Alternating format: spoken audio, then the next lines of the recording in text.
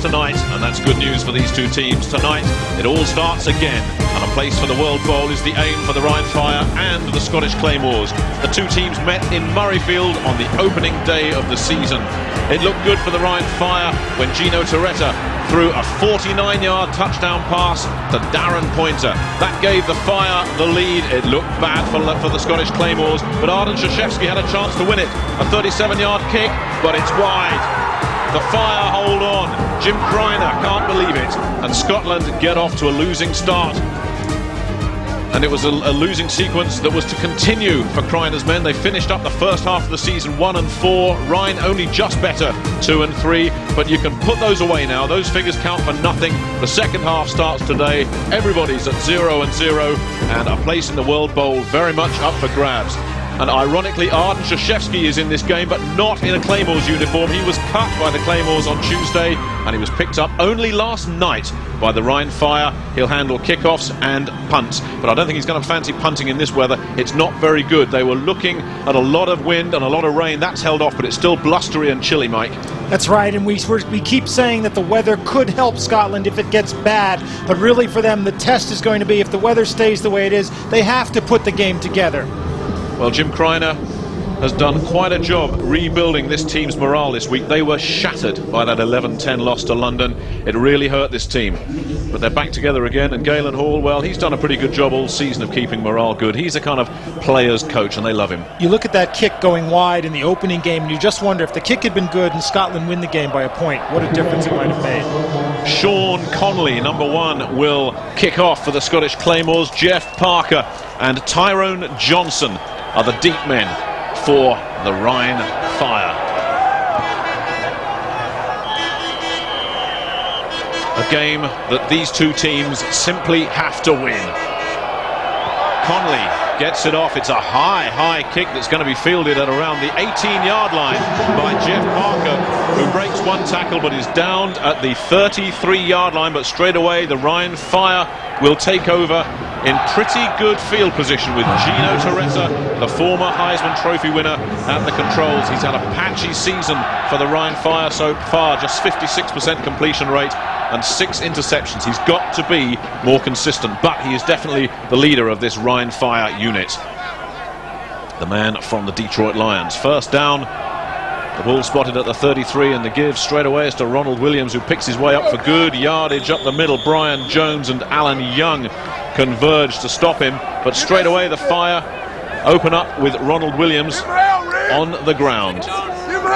Williams, the former Cincinnati Bengal, is in the backfield along with Sean Bay, Wright Fair, Johnson and Moore, the wideouts. Greg Keller, the new man at tight end from the University of Florida. Second down and around 7 for the Fire. Torretta dropping back to pass, steps up and immediately gets into trouble and is sacked. Mike Brandon, number 95, came in and did the job, the impact player doing the job there, and the offensive line are going to have their hands full with Brandon. Roth and Klein are the guards. Gerald Olszewski, the German, starting his 5th straight game for the Fire. That's some achievement. Alexander at centre, Robert Cronenberg, the new man, he's in at right guard. And Ryan taking a lot of short passes, a lot of short drops for Torretta, but it didn't help him that time. Third down and 10 for the Fire. Spread formation, just one back, 4 wide receivers. Third and long. Torretta out of the shotgun, pressure comes once again. Torretta fires, he's got his man Tyrone Johnson, and that'll be close to first down yardage. Jocelyn Borgella was there on the stop, but it looks like Johnson may have just done enough, or has it been spotted short? It looks like the spot's short, and Johnson really was running a first down pattern, so you would have wanted him to get beyond that mark. And they're sending in the punting team right now. But working out of the shotgun is one way of trying to alleviate that rush from that good Scottish front 4. So Galen Hall's offense goes 3 and out, but that was close. I must admit, I thought Johnson had that, but he got a very unfavourable snap, and they're going to go for it on 4th and inches. And the handoff is to Sean B. Wright Fair, who trips forward and I think has got enough. David Wilson, the free safety, came up and made the stop, but I think it was too late, and that'll move the chains. And it was 4-bell panic for the Scottish defence as they tried to meet that offensive play. This has been called the best defensive unit in the World League. Young and Brandon, the pass rush. Jeffcoat and Ridgely, the run stoppers. Very solid group, that lot. Not a weakness there. First down and 10. Motion from Keller, the tight end. Torretta takes a deep drop, gets lots of time before Mike Brandon sheds his blocker, and Torretta's got a lot of running room here and slides down to avoid taking the hit. But the good news for the Fire there is Torretta had an acre of time. The linebacking crew for the Rhine Fire are led by Brian Jones, number 53 there. He's the middle guy. Mark Sander, who's improving with every game, on one side. Tim Brown, the quiet man, on the other. And watch, one of the things the Fire is doing right off the bat is switching the tight end from side to side. He comes out on one side, lines up on the other, so the linebackers can't switch, the safeties can't switch. 3 yards on the scramble. There he goes again. The tight end's changing sides, but the linebackers don't have time to. Whistles on the field. They were out of the I formation.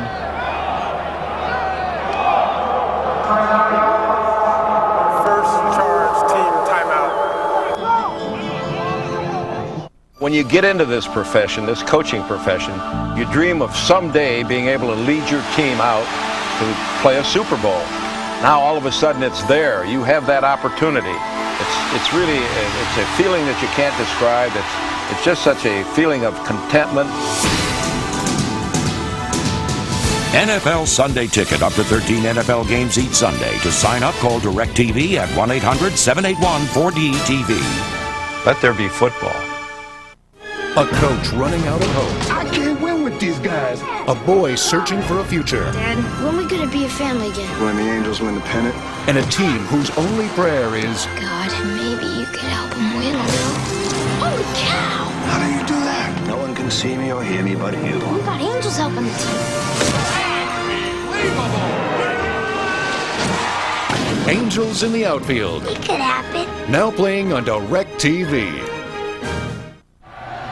So we're getting ready for the second down. Meanwhile, I can tell you that it's half-time in Barcelona, a meeting between Amsterdam and the Dragons, a game that many people are saying is a preview of the World Bowl, and at half-time it's Amsterdam 20, Barcelona 15, so the Dragons keeping that one close at the moment. Second down and 7, they keep the motion, they go to the I formation, and they give the handoff to Ronald Williams, who spins around for 3 or 4 yards, and a good second effort from Williams with Brian Jones all over him. And the Claymores saying that there was a fumble, but the referees, the officials, unimpressed with that, but a good second effort from Williams. And Brian Jones so good at stripping the ball, not just on a tackle, but not just on a fumble, but actually stripping the ball away from the ball carrier before he hits the ground. I think the referees were on the other side of him to see it. They've given it. It's a strip. It's a strip. A very, very big delay there before the officials made the call. So it's Brian Jones that comes up with the first big play of this game. And we've talked before about these two teams struggling with turnover. Galen Hall straight away sees his team give up another one. Let's see if we can take another look at what happened there. Now the defensive backs were coming for Scotland, but Jones meets him head on. He's got him by the helmet, and now he's going for the ball with the left hand and just keeps pulling. And, well, Williams was down on the ground before it came out. Should have been dead ball. So it's the Claymores on offense in midfield. And this is what Galen Hall didn't want. A pass broken up on the sidelines. Nothing doing there, but Galen Hall, talking to him last night, he said we must not let the Claymores get good field position. We must pin them back deep all the time. And Ronald Williams thinking about that ball. He's not going to lose another one if he can help it. Ronald Williams, the former Cincinnati Bengal, shows his frustration. The Claymores with a second down on their own 48-yard line. This offense has struggled. Dwayne Chandler in motion, lots and lots of movement there. Looked like Nick Marfell at number 95 may have jumped early, but was he drawn? Now Matt Blunden working with the same center for 2 weeks in a row, which is an unusual experience for him. And Scotland have been able to rejig their offensive line, which is a key for them. Encroachment against the defense, number 95. 5-yard penalty, repeats second down. That was indeed Nick Marfell. Matt Blunden didn't have a good game last week, he knows it. 4 interceptions against the London Monarchs. And his numbers, well, I think the half-term report on Blunden is could do better. And he has the potential to do a lot better. 2nd down and 5. Once again, motion. Both these two teams showing motion early on. Blundin fires, and he's got a receiver. Lee Harris picks up a Claymore 1st down. Lee Harris picking it up there, but it's DeGraff and Reed and Barnett that are the starting wide men. Harris comes in 3 wide receiver set when Chandler goes out. Saran Stacey is one of the running backs. Lorenzo Graham will be his blocking back. Joe Mickles, Mike Carlson's favourite player, is out injured. He's with the team and could play in an emergency. So a big 1st down for the Claymores after that catch from Harris. The give is to Stacey, who breaks past 3 possible blockers and gets knocked out of bounds by Anthony Fielding's number 50. But that was an encouraging run from Saran Stacey, who worked behind 3 blockers. And once again, they've shaken up the offensive line. Hewitt is fit again after a shoulder injury. He moves to left tackle. Rogers moves to right tackle. Ismail, Ryan and Dalkey comprise the internal unit of the Claymores offensive line, but they shuffle the pack every game. And the big thing here is that Ernie Rogers feels more comfortable on the right, and Hewitt is a big, strong guy on the left, not like Tommy Holiday's a little quick guy. 2nd down and 4 for the Claymores.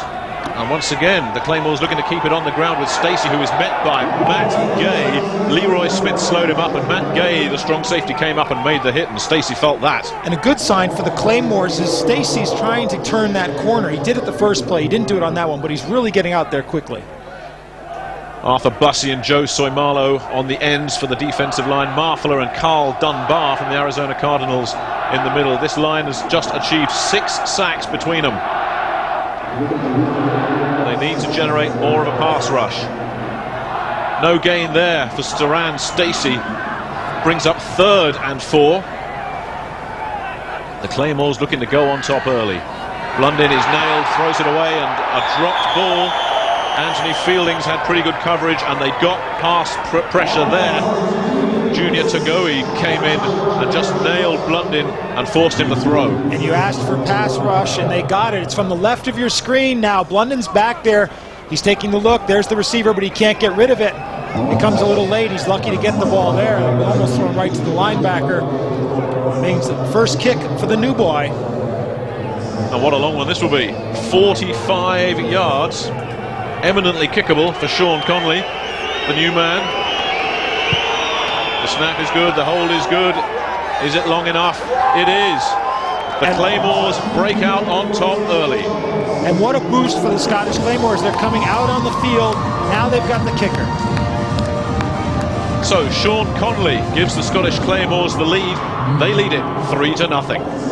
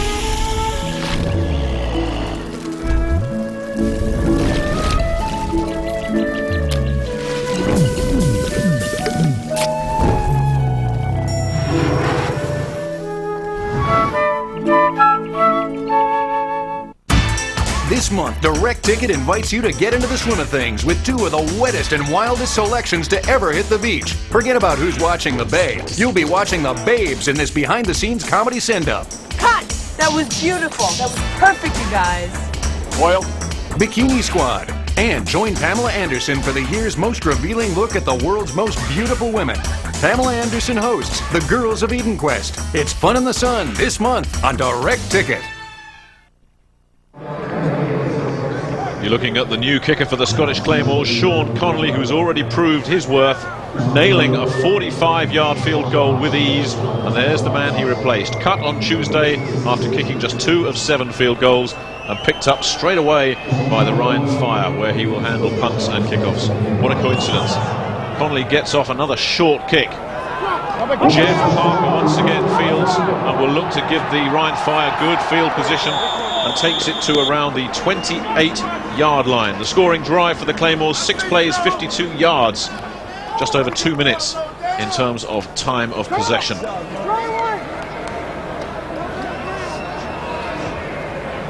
So Galen Hall looks on, and one thing he knows is that his national players will have to contribute. We should see all of them tonight. Schroeder, the kicker, Motzkus will hold and will play special teams. Biederman, the linebacker, is a special teams performer. Olszewski, of course, is a starter. Frank Haberman probably won't see a lot of playing time. Peter Gross-Pass is a defensive lineman, and Max von Garnier has 1 catch to his name already this season. What a great name for a football player, Gross-Pass. Great name. The pitch back is to Ronald Williams, who's getting plenty of playing time earlier. Has he coughed it up again? The Claymores think he has. Alan Young has come away with it after Brian Jones has made the hit, and the Claymores have struck again. And that was straightforward fumble, no question about it. And all that concentrating on the sideline didn't seem to help Ronald Williams very much. Well, that's a disaster for Ronald Williams. And Alan Young and Brian Jones have done it again. It was Jones caused the fumble. Young recovered it, and Ronald Williams has already given up 2 interceptions in 5.5 minutes, or 2 turnovers rather. Now you see him coming around, he's got blocking here, but the safety does a good job of coming up, forcing the play inside, and that's where Young and Brian Jones get a hold of him. The ball comes loose. So the Claymores with excellent field position again. Stacey cuts back against the good grain, gets a bit of running room, and will pick up around 6 yards. Anthony Fielding on the stop. The Rhine Fire are the worst team in the league in terms of giving the ball away. There they are, -6. In fact, you can make that -8 now after those 2 fumbles from Ronald Williams. And Galen Hall said, if we keep turning it over, we can't win. It's as simple as that. And you notice Amsterdam at the top of that list. That's the main reason they're unbeaten. Second down and around 4 for the Claymores. Stacey gets the give once again and tries to plough his way through the middle. Stacey, also guilty of some fumbles in previous games, needs to hang on to it here. He'll be close to first down yardage. Meanwhile, Roland Williams getting some words of encouragement on the sideline, but that stat there is entirely down to him, I'm afraid. And they're just saying at this stage, forget about it. Start your game over. We know that you're not a fumbler. So that face says it all. The important thing now is not get psyched about it, not to start thinking about it. You've got to get back to playing your normal football game. Well, the guy spent 2 years with the Cincinnati Bengals. He can play. There's not much doubt about that. But fumbles have afflicted so many of these teams, as we see that Saran Stacey has come up short. So that'll bring up a 3rd down and less than a yard. But so many quality running backs have coughed the ball up in this league this year. And I don't know whether it's the offensive line is together right now, and Stacey senses that. But like I said before, he seems to be running with a lot more authority right now. He's really hitting the hole and cutting hard. And maybe the presence of big Andre Hewitt. The only other game Hewitt started was against Frankfurt. In that game, they won. 3rd down and short for Blunden at around the 22-yard line of the Fire. The Claymores looking to go on top here, and I think they've got enough for a first down there. Terry Crews came in and tried to stop Marcus Thomas, but a second effort from Thomas will move the chains once again. The key there, Nick, they not only got the couple of inches they need, but watch the line pushing forward there. They're driving that defensive line backwards. He could have gotten 2-3 yards, keeps his feet. He's not thinking for just the 6 inches, but that's tremendous offensive firing out. And the only man that touched Thomas there was Terry Crews, who came round and tackled him from the outside. Great push by the Claymores line. They're at the 20-yard line of the Rhine Fire.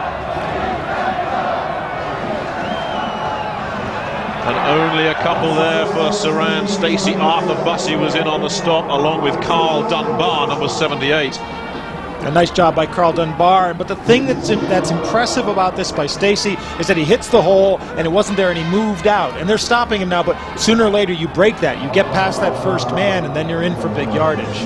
Here's another fellow that can play, Carl Dunbar from the Arizona Cardinals, the unquestioned leader of that front 7. They really need him to come up with a big performance tonight, especially the way this game has started. Nothing has gone right for the Fire so far. Second down and long. Blunden gets pressure, manages to dump it off to Stacey, who's got a bit of running room, cuts back, smart play. Stacey close to first down yardage. He was stopped by Mike Salmon, number 42, who may just have nailed him, but what could have been a disaster turned into a nice play for the Claymores. And this is the same screen pass they were running 2 weeks ago. Watch Stacey stay in and block right there. Stacey gets the block on the left of your screen, and then all Blunden has to do is toss him the little hook pass. He gets a questionable block there, which was just about a hook. Gets a nice one there and goes for big yardage. Third down and short once again. The Claymores up by 3, looking for more. And flags, whistles, and a lot of movement on the line once again. Looks like it might have been a false start on the Claymore line. But interesting, Mike, this season the Rhine Fire have started very hot. They've blown opponents away first quarter. False start prior to the snap. Number 64 on the offense. 5-yard penalty. Repeat, third down. That's Tim Ryan. But this time the Fire really have started awfully. Right, but now the Claymores, the same kind of crucial error that stopped so many of their drives. 6:28. They're moving the ball down, they're keeping it on the ground, but now they put themselves in a passing situation. Instead of a third and short, third and less than a yard, it's third and almost 6. Please reset the game clock. 6:28. 6:28 on the game clock. So from third and short, it's third down and 6 for Matt Blunden, who really is looking to settle down and regain some of the composure that he's shown earlier in the season after that hammering that they took against the London Monarchs. Doug Williams said the one positive out of that game was that he actually stood up to the really good Monarchs rush pretty well. You didn't realize how much pressure he was under until they looked at the game films. Third down for the Claymores. Long hold from Blunden. Pressure coming, and Blunden is nailed. Stays on his feet but can't get away from Anthony Fielding's number 50, and that was a big play from the Fire defense just when they needed it. And it's a huge sack because it puts him into long field goal range instead of just a chippy. I watch Blunden's drop, and he's looking. He's got no time to throw. Look at the pressure. Dunbar's taking 2 guys with him, and that's what opens up the hole for Fieldings to come in and take the sack. A wave of green all over Matt Blunden. Now can Sean Connolly do it again? This one from 43. He's nailed from 45, and it wobbles and it's wide. Maybe we spoke too soon. Maybe the Claymores' kicking problems are going to stay with them for the second half of the season.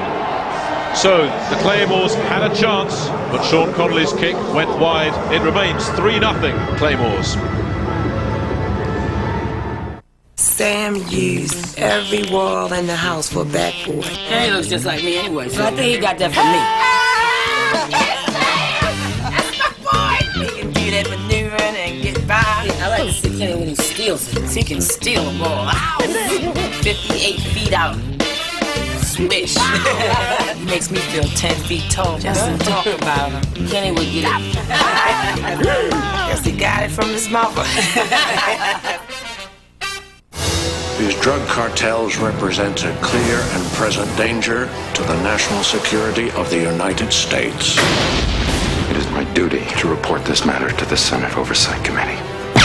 I will not let you dishonor their memories by pretending you had nothing to do with it. How dare you come into this office and bark at me? I am the President of the United States. How dare you, sir? Harrison Ford. Clear and present danger. Playing this month on DirecTV. As we said about Artem Trusevsky, it's always easy to blame the kicker, but sometimes it's a little more complicated than that. Now watch the snaps inside. Blunden takes it, and then he sets it and then straightens it, and Conley has to hesitate just a little bit. Hashim Ishmael making the snap has a bad wrist, which is part of the problem, but Blunden also, he's a big guy, 6'6", and he has a little bit of trouble getting in there and getting the ball down and straight just that first time. It's a real habitual thing with the Claymores.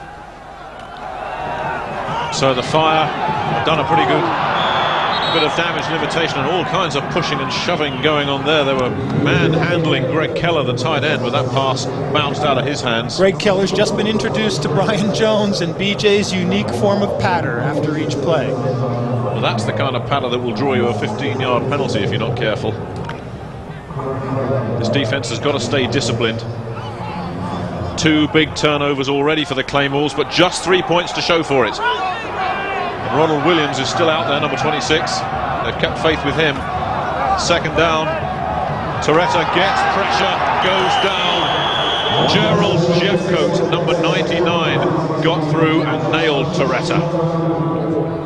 And the pressure's going to come from the outside. He's going to come up the middle, and that's where Gerald Jeffcoat, who's right now on the right of your screen, he and Ridgely both beat their men, and as Toretta heads up the middle, they're both there to meet him. So that brings up 3rd and long for the Fire. The one thing that's never been a problem for this Claymores team is its defense, and so far they're holding up well. 4 wide receivers out for Toretta, who's working out of the shotgun. Pressure comes, but Toretta's got time and looked in the direction of Derek Owens, who had no chance of catching that at all. So the Ryan Fire's offense continues to struggle, and Toretta coming off to boos and catcalls. And James Williams is all over Owens as well. Toretta may have just been throwing that one away. Let's go! Hurry up! Hurry up! Hurry up! So out comes the punting unit for the Ryan Fire. De Graffenried is back for the Scottish Claymores. High snap, well taken, but a poor punt.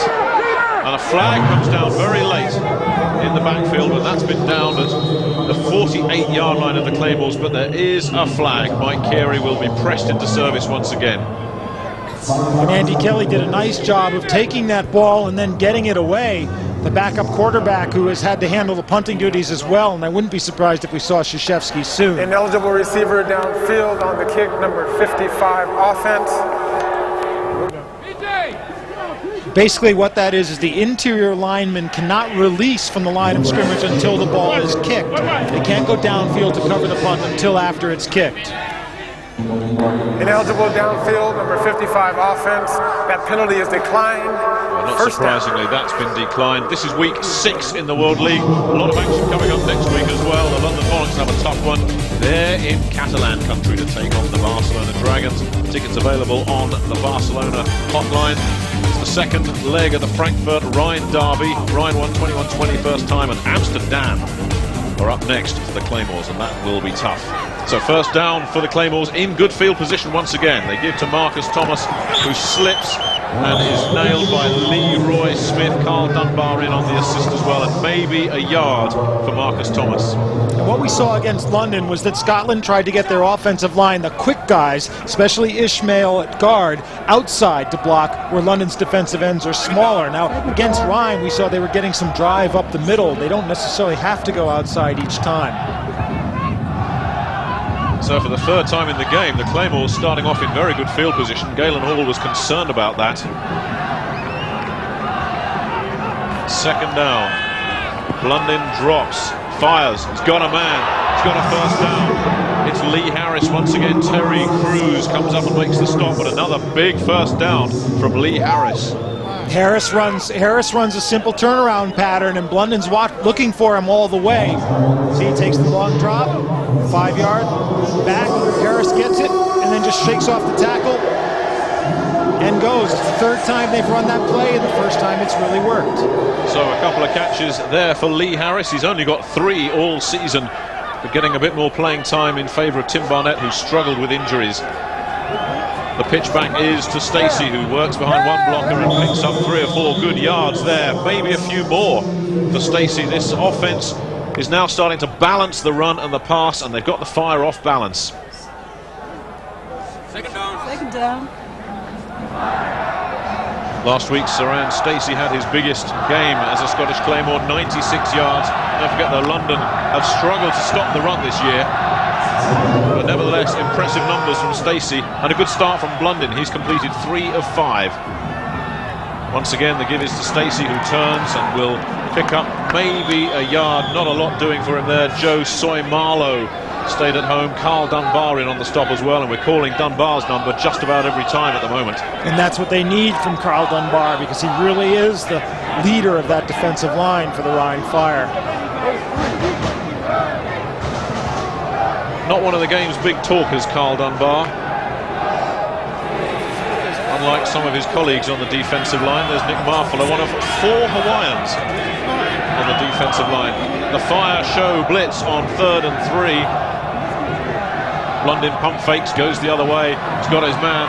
First down for the Claymores. Greg Lane on the stop. Lee Harris in 1 quarter of play has equaled his entire output for the whole season so far.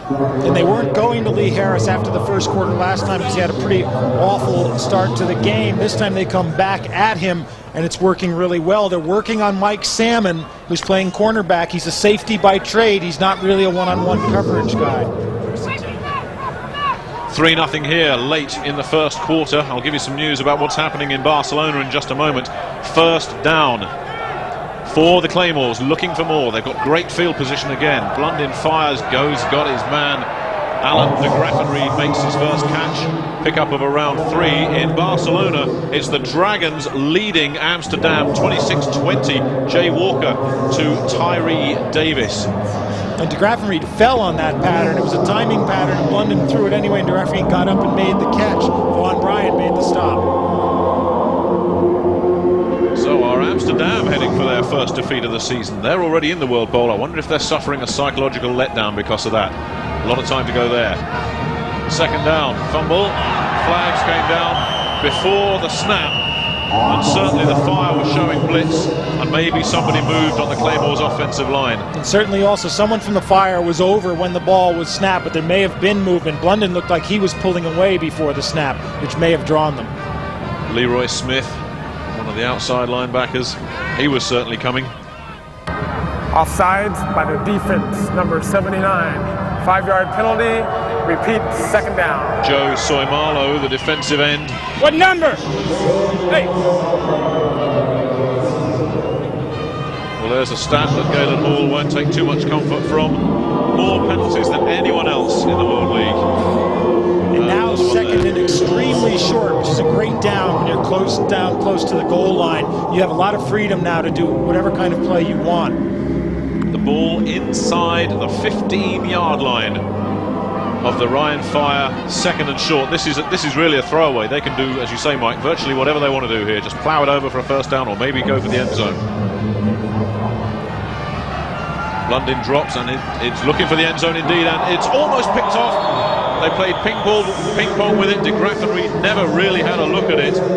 Vaughn Bryant broke it up with some help.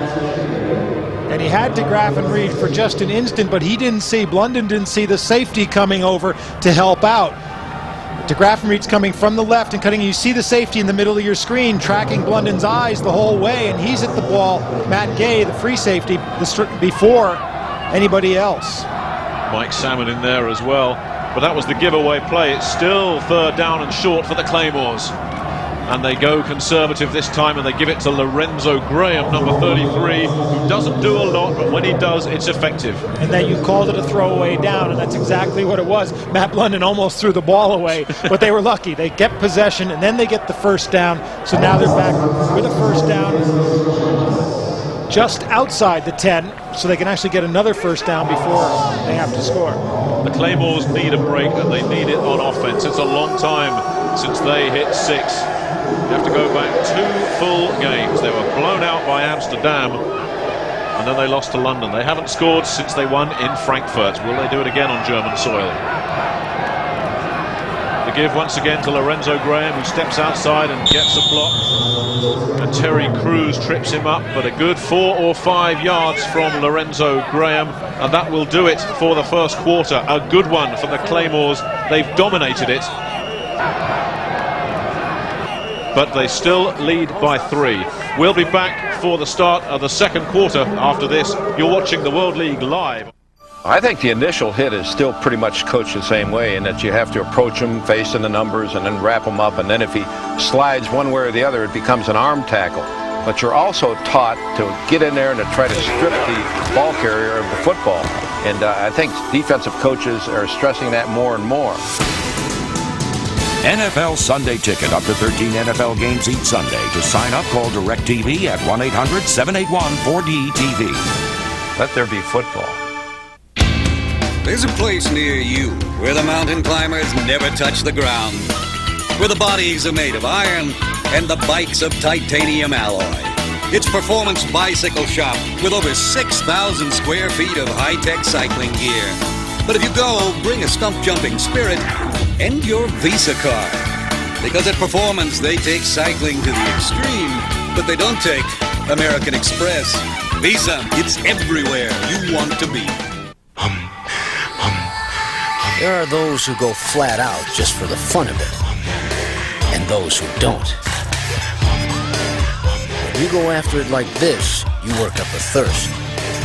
Now, how you choose to quench that thirst depends on the answer to this simple question. Are you a man or a mouse? Hey, life is a sport. Drink it up.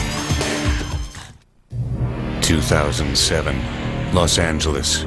Cops rule the day, punks rule the night, and one man wants to rule them all. Look out!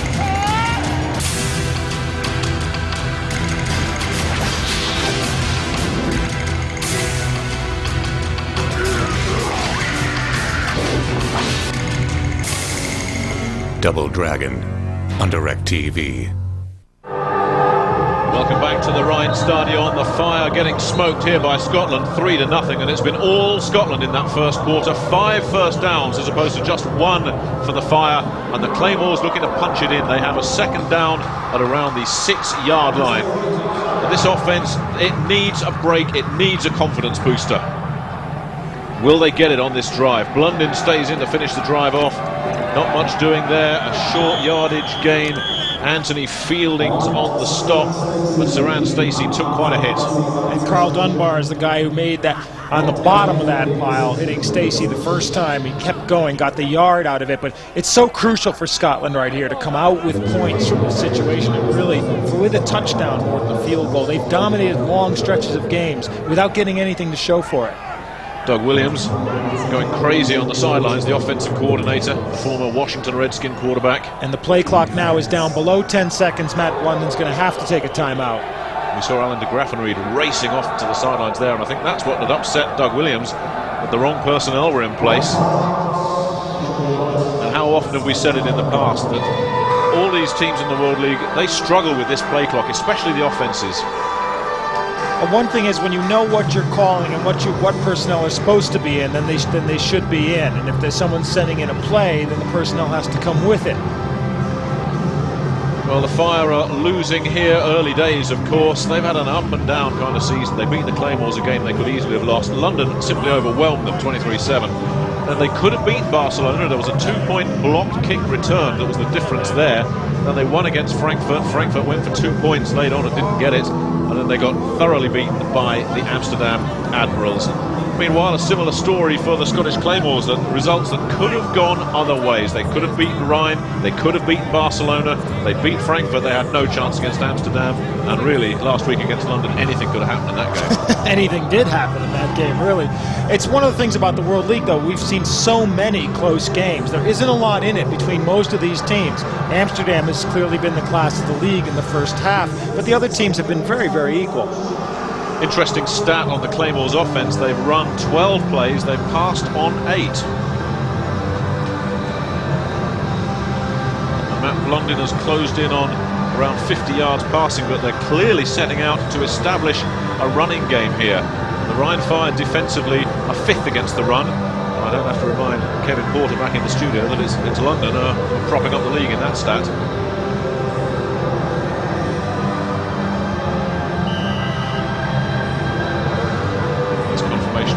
Numbers.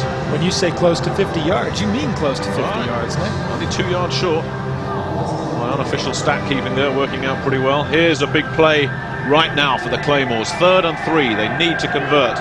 Motion in the backfield. The fake is to Dwayne Chandler, who does well to cut back against the grain. Anthony Fieldings eventually brings them down. Nice play from the Claymores. And you won't see many tight end arounds in professional football, but Dwayne Chandler was a running back in college before he started playing tight end, and he knows what to do with the ball when you get it. I watch Chandler, who's in the tight end position. Now they come with the quick opener there, and there's Chandler. He just takes a step back. Nobody's expecting that, And he's still got some work to do. He's got to cut inside, but he makes the cut like a running back, and he goes for the line like a running back. And look at the offensive linemen. They were thrilled with that. No problems there for Conley. A 20-yarder. So the Claymores increase the pressure on the Ryan Fire. 10-0. And we could send a warning back to Gary in the studio that that's a good candidate for play of the day next week. Indeed it is. So Dwayne Chandler is the man that's done the job for the Claymores. Chandler, it's really a strange story because Chandler was the top-rated tight end in 1994 going into the NFL draft and then wasn't drafted. And teams seemed to have a lot of doubts about his blocking and his hands. Because he was a converted running back, they didn't really think that he was worth the project to make him into a tight end, but he's played very well so far for the Claymores. So the Claymores, everything going for them so far. They lead 10-0 early in the second quarter. That was an impressive drive. 12 plays, 52 yards. But it's everything that Galen Hall said he didn't want. Exactly, and it's everything the Claymores said they did want because they moved the ball down, they used time on it, and they got the 7 points. Charlie Young, the former London Monarch, is one of the return men. That's a dreadful kick from Conley. But he's fielded by Jeff Parker around the 23. Trying to work behind the blocker, but doesn't get a lot, but gets back to the 30. And Charlie Young made a good block for him, but Parker was so close behind he couldn't take advantage of that. So Jeff Parker does his job, but Sean Conley's kickoffs leaving a little bit to be desired. And Andy Kelly comes in to quarterback for the second quarter for the Rhine Fire. The man from the University of Tennessee who was with the Pittsburgh Steelers in training camp last year. Played a bit of arena ball in Charlotte as well. Like this Rhine Fire offense, he's blown hot and cold. When he looks good, the Fire look good. And straight away, he's under pressure and just dumps it off. Did a good job of getting rid of the ball there. Now, the story with Rhine, they started out with Gino Torretta and Doug Nussmeier at quarterback, the two NFL allocations, and Kelly was just their third guy, although he looked very good in training camp in Georgia. But when Nussmeier went back to the Saints minicamp, decided to stay, Andy Kelly stepped up into the number 2 role and basically now is splitting time with Torretta. And he says this offense suits his style perfectly. A lot of short passes, a lot of backs out of the backfield catching passes. Went high there, got close to first down yardage. James Williams came up and made the stop along with Brian Jones, but Kelly completing his first pass of the game. Kelly's strong point is accuracy. His weak point is that the arm isn't really that strong. But you see how he gets it right in where it has to be. Nice catchable ball away from the defender. Derek Owens making the catch, close to first down yardage. The officials have stopped the clock. I think they're going to call for a measure here. That's very close. So the Fire, down by 10, need to respond. And it's going to be up to Kelly to try and get things moving. But how unlike the Fire, who've started well in first quarters all through the season. Looks like it's about a fingernail short. No, they're giving it to them. And that's important because you don't really want that third and short. You want, when you're running those first down patterns, you want them to be at the first down marker. And even if you're then tackled and driven back, your forward progress should be at that marker. Only the second first down the Fire have managed to generate in the ball game takes them to their own 41-yard line, trailing by 10. One of the things the Fire need to do is get the ball to their wide receivers. Most of their passing goes to their running backs. Kelly takes a 5-step drop and fires once again and almost had his man. Coverage there from Jocelyn Borgella. And Jocelyn Borgello was not rated as a top athlete when he came as a cornerback, but what he does, what he lacks in speed, he makes up in toughness. Watch right there, a little bit of a push. Gets away with it, and then comes right up on the ball. Second little push, just in case. Jocelyn Borgella doing just enough to disrupt the composure there of Derek Owens. I think his concentration went at the crucial moment. Brings up a second down and 10. The tight end Keller switches once again. Kelly gives up the middle. Alexander in on the stop. Charlie Young, the former London Monarch, getting his first carry of the ball game. D-line out. There's Charlie. Played for the Monarchs in '92 before being cut and picked up by Montreal. Good receiver, good hands. Whole switch of backfield for Ryan. The tight end, the fullback Hillman and Young come out. Chambé right, Fair, and Williams come back in. 3 wide receivers. 3rd down and 8 for the Rhine Fire. Flags, whistles.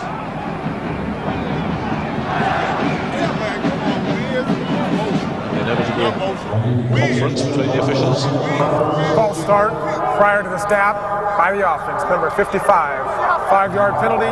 It remains 3rd down. Now it's Robert Cronenberg's number called for the 2nd time in the ball game.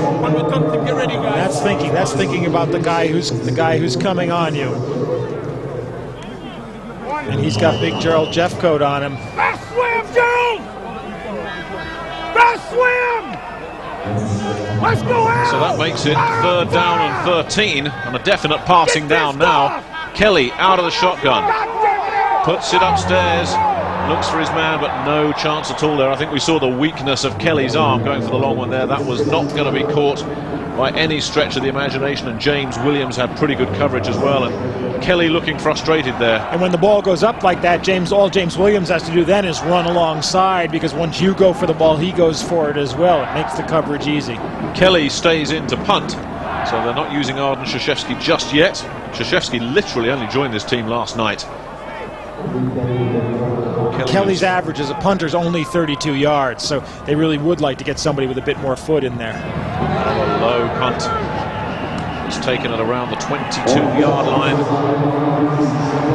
And not much more, getting back to around the 29 before he was nailed by the Rhine Fire. So, all going Scotland's way at the moment. They lead it 10-0. We'll be back after this. Catches a football, and then he has to get both feet down in bounds.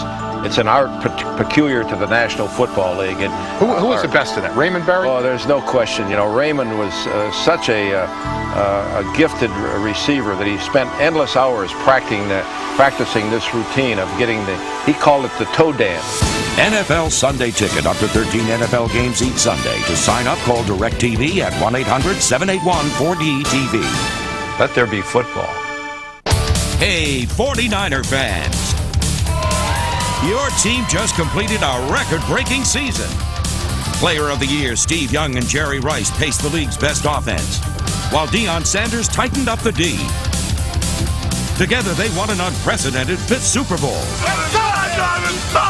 So, 49er fans, what do you do for an encore? The official 49ers championship video is available now. From the imagination of Tim Burton comes the incredible true story. Action! How do you turn this on? Shake his legs around. Looks like he's killing you. We're making another movie. I got the Church of Beverly Hills to put up the cash. Grave robbers from outer space. Grave robbers from what? Johnny Depp, Martin Landau, Sarah Jessica Parker, Patricia Arquette, and Bill Murray. How do you get all your friends to get baptized just so you can make a monster movie? Ed Wood, playing on DirecTV. Lee Williamson checks in at quarterback for the Scottish Claymores in a pretty healthy position, leading 10-0. But for the first time, they have the ball pretty deep. They're at their own 30-yard line, and Lee Williamson still has a lot to prove. He's completed less than half his passes, 4 interceptions, and still looking for his first touchdown. And Williamson has been as inconsistent as Blunden has been. Williamson has been even more so. He comes in and moves the team for a short period, and then always seems to make a bad decision or come up with a bad throw. Williamson, an allocated player from the Houston Oilers, looking to build on this 10-point platform that they've been given. Marcus Thomas goes in motion. The pitch back is to Lorenzo Graham, who gets tackled eventually on a bump loose ball. And it looks like the Fire may have recovered. What a good run it was, but ruined at the end by Lorenzo Graham with a fumble. And Carl Dunbar's pursuit on this play was something to watch. Look at Carl Dunbar. He's lined up on the right of the screen, number 78. Just holds off the block and starts to pursue. Works his way through the crowd there and comes in and strips the ball right there. And again, Quicker whistles, like that first fumble by Williams, quicker whistles might have called that down, but the ball was loose as he was going down, so it's a good call and almost a big turnover for the Fire. I tell you, Mike, every break is going the Claymore's way at the moment. They can't complain at lack of fortune. De Graffenried cuts inside. They give once again to Graham, who is wrapped up by Terry Wrecking Cruz, and he'll have felt that one. That gross pass, number 75 in on that play as well, the German national. Wrecking Cruz and gross pass, you've got it all, Nick.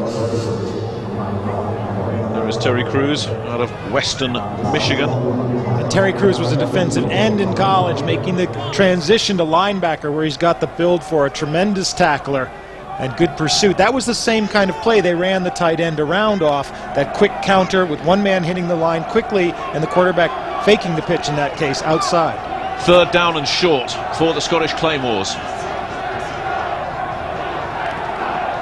The pitch back, and good for first down yardage from Marcus Thomas. Don Stowers on the stop, but you saw Stowers also trying to strip the ball away. Both these teams thinking of forcing fumbles. There is a flag down, came down very late in the Fire backfield. And this could be one of those discussion kind of fouls. We seem to have a lot of them. This is another one. Sharp-eared referee may have overheard something, or otherwise a bump after the play. Let's listen up. It's a personal foul against the Fire, and that'll push it back 15 yards. And it seems to be going against Mike Salmon, brother of Tim Salmon, the California Angels outfielder. Well, everything going in the Claymore's way now. They almost fumbled. They dodged the bullet that way, and Mike Salmon commits a personal foul that moves the ball into Fire territory. And it was definitely after the tackle, because it was as they were turning around to go back. That's when the flag came, and Salmon was still jawing with the wide receiver. One of the keys for the Claymores going into this game was to establish the run. They're close to 50 yards, around 47 yards unofficially. And a first down. Motion. The pitch back is to Saran Stacey, who gets one block and dances his way to a first down and more. Breaks tackles. Broke past Jason Atkinson, and it was Matt Gay who eventually had to make the stop on strong safety. And Stacey following a lead block here, and the authority he hits the hole with is great. Watch the block. Look at the lineman pulling. Watch Marcus Thomas right there. Stacey cuts inside, and now look at the acceleration, just goes for it. This is what we weren't seeing earlier in the season, but look at the leg drive. He's still moving right through Jason Atkinson, and Gay has to make the tackle. And it's another first down for the Claymores. Marcus Thomas goes in motion. The pitch back is to Stacey, who tries to cut inside and does well to turn the corner, because it looked like there was not much doing there. Stacey will have picked up maybe a yard before Stowers pushed him out of bounds, but Stacey was staring at a whole pile of Fire defenders there. Arthur Bussey, 61, the defensive end, is the guy to watch here. Look, see, he just forces it inside, and that means the other lineman, there's Dunbar as ever. The other linemen have a chance to force Stacey wide. Once you string it out, that gives the defensive backs time to come up to make the tackle. He did a good job simply to get back to the line of scrimmage. Officially, he's gained 1 yard on that play, Saran Stacey. 96 yards against London, still looking for his first 100-yard game. 37 yards so far. Williamson pump fakes.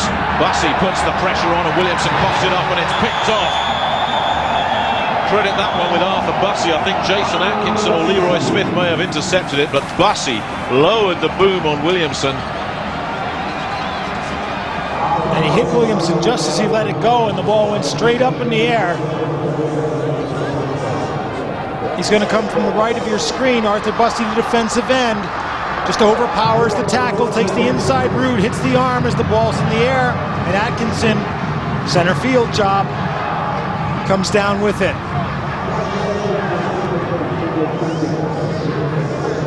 Now from the side, Bussey on Chandler, the tight end, just stands him right up. Too much power for Chandler.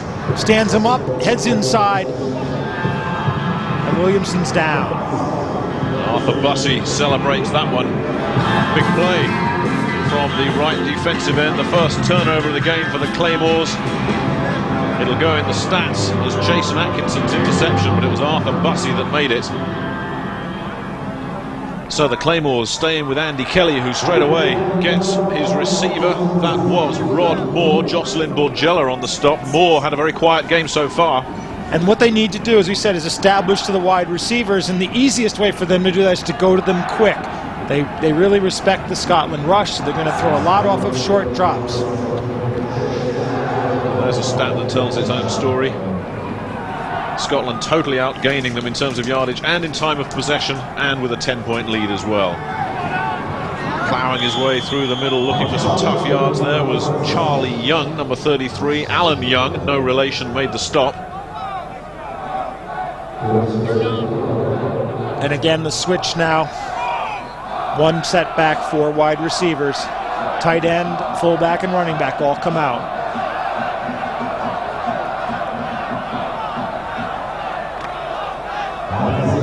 Third down for the Fire, who've done nothing offensively. They need 5 yards here to keep this drive alive. Out of the shotgun, Kelly with 4 wide receivers to aim for. Pressure coming, and Kelly is flushed out and in trouble. And down he goes, and a big play defensively from Mike Brandon. Watch the two ends on this one. Brandon and Young, you don't get much time. We talked about the short drop. You've got to get it away. You've got to get away quickly. Brandon, 95, on the left of your screen. Just pushing the tackle back and back. Young's already shed his guy. Now you've got the 2 defensive ends chasing Andy Kelly, and guess who's going to win that race? And it's not Andy Kelly. So the Fire's offensive woes continue, and Mike Brandon is having the kind of game that we expected of him all season. A real impact player, this fella. Galen Hall knows all about him. He played at Florida. Well, there's a timeout on the field. I can give you another update from Barcelona, and Chris Crooms, the safety of the Dragons, has returned a fumble 25 yards to extend the Dragons' lead over the Amsterdam Admirals to 34-20. Looks like the Admirals' unbeaten record is about to go west. The Admirals' ship is sinking. And we were saying the Admirals don't fumble. Well, Chris Crooms has just picked up one. Well, it had to come sometime. I mean, to some extent, the breaks will even up.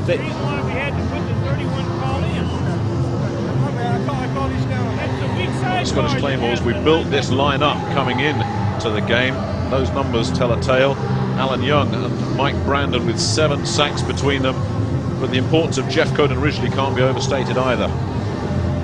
Now watch Brandon on Alan Klein here, just driving him back and holding him, controlling him, so that when Kelly moves out of the pocket because he feels Young coming, Brandon's in position to then chase him and drag him down. And now Kelly's got to punt the ball.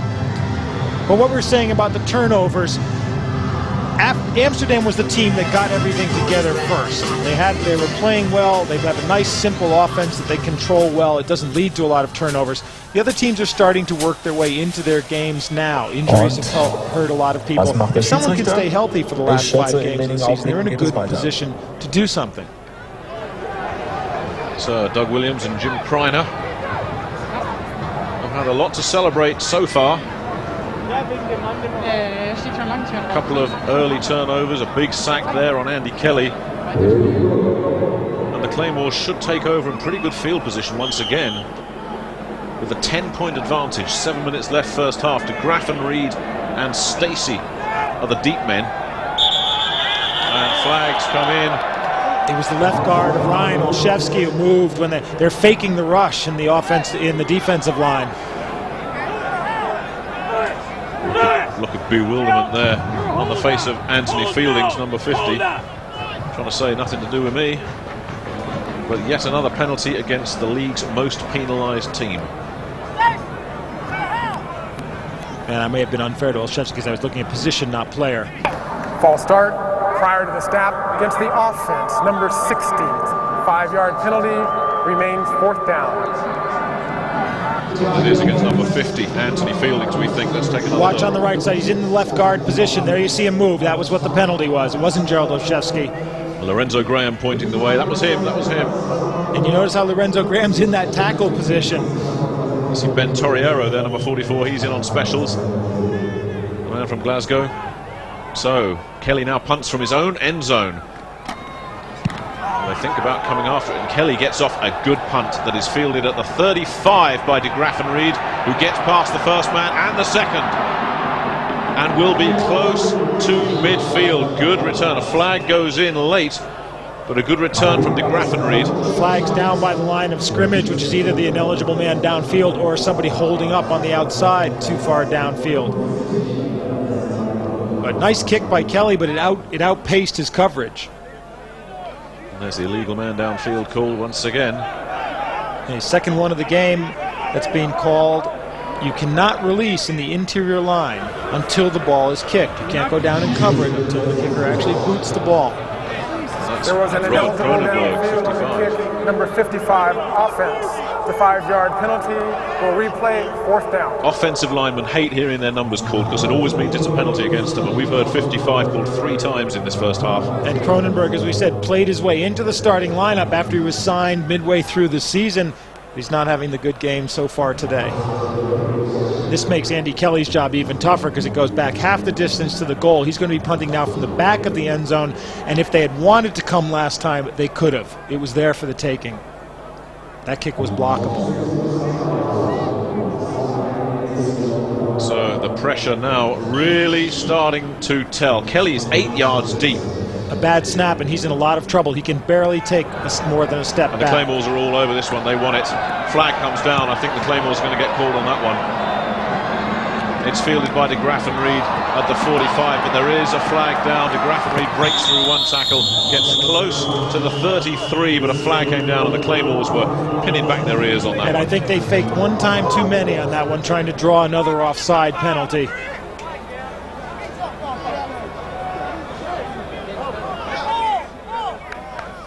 It is indeed the call going against the Scottish Claymores for once. You watch on the right side of your screen, right there, you saw him coming over. Number 82. Didn't get back. 5-yard penalty, redo, 4th down. So now we go back out. Tim Barnett's the man who went offside. Now we go back out and we'll punt for the 3rd time. And Andy Kelly will have a little more room to get the kickoff. Well, there's a question for you. Tim Barnett, the man assessed there. What's Tim Barnett doing on punt coverage teams? There was a guy who was a starting wide receiver, but who's done so little in the last couple of games. So we just check out the fire. He'll be back in the wide receiver sweepstakes. Don't worry, because he's a good possession receiver and got great hands. But he's a quick kind of guy who can block kicks for you. He can also get back, and he's not a bad blocker.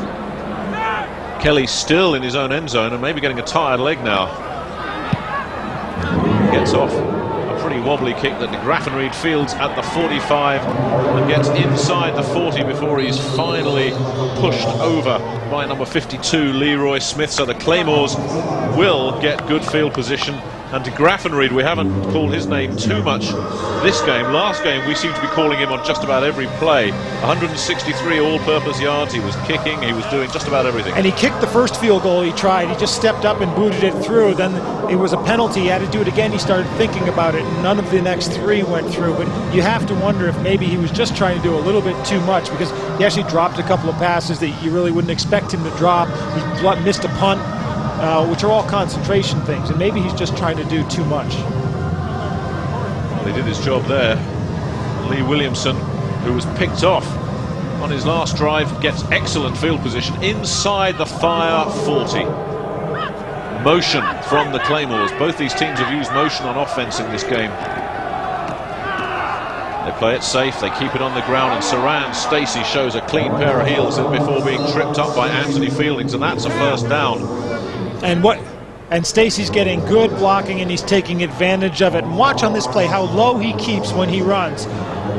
Not giving anyone a shot at anything to hit. Gives you a good view of where your blockers are, and it keeps your momentum going. A nice bit of running by Saran Stacey and a nice bit of blocking by his line.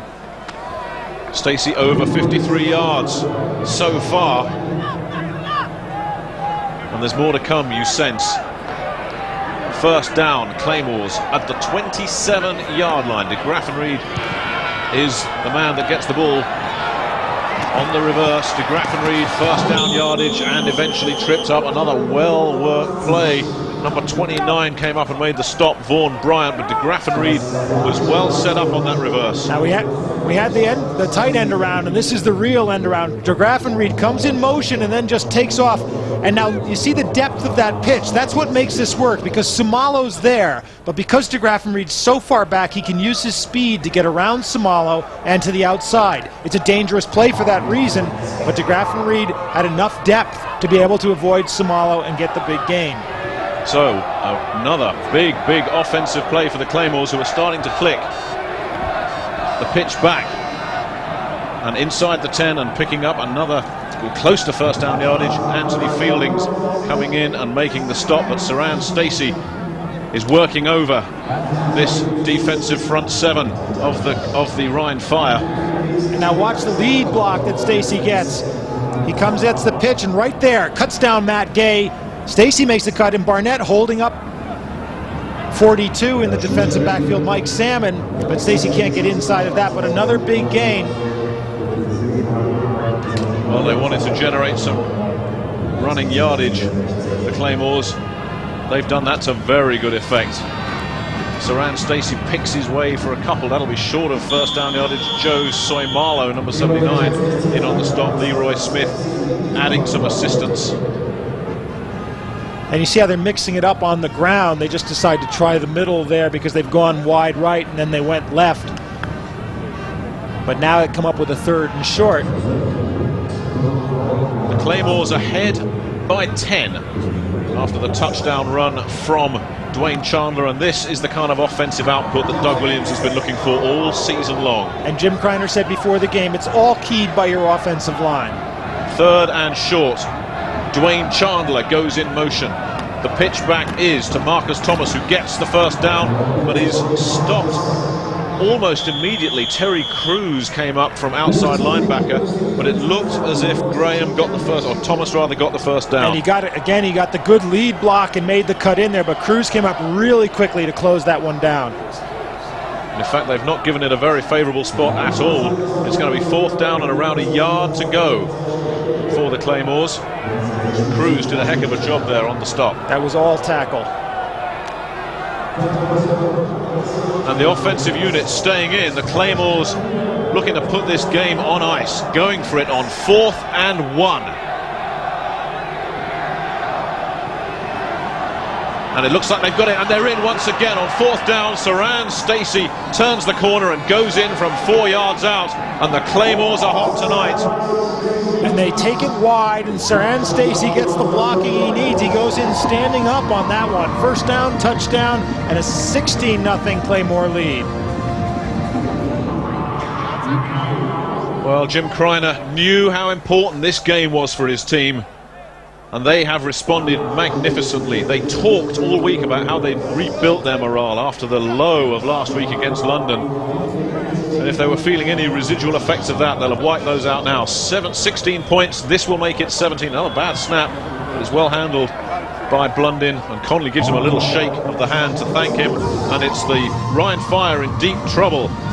The Scottish Claymores on top by 17 with less than 3 minutes to go first half. Once again, one of the things that's making Stacey is his lead blocking.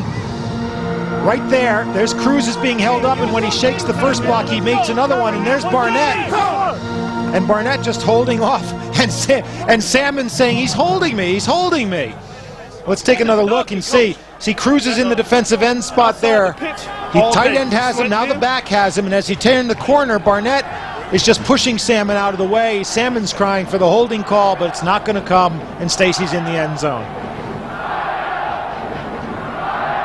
So Galen Hall has a lot of work to do. His team down by 17. They do have enough time to put something on the board in this first half. Conley will be kicking to Charlie Young and Jeff Parker, the return men for the Fire, who've never really got over that slow start. The 2 fumbles have really hurt them. 6 plays, 39 yards on the touchdown drive there for the Claymores. This one will be fielded at around, in fact Jeff Parker's let it go. Nothing working for the Fire, and Parker's going to take a touchback.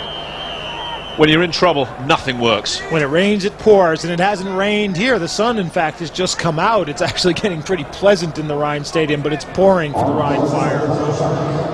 Nothing working for the Fire, everything working for the Claymores. There's confirmation of the details of Saran Stacey's touchdown run, and equally importantly, taking 3 minutes 40 off the clock. But the Claymores have had good field position on just about every scoring drive, and that's what Galen Hall said he didn't want to give them. They started that one inside the Fire's half of the field, and it makes your life easy. So Andy Kelly takes over at the 20, trying to generate something for this Fire offense, but has misfired. He's got a man there, Derek Owens, who's his possession receiver, tackled by Jocelyn Borgella. And this is really the time they want to establish their offense, because if they get farther behind than this, they're going to have to put the ball up in the air long, which they don't want to do. They want to establish a short pass offense. Galen Hall would really prefer a running game, but he doesn't have it. He knows he has to go to the short pass. I'm sure Galen Hall is thinking damage limitation. Let's just get into the locker room 17 points down and rethink things a little bit and tighten up things. This has been an awful first half for the Fire.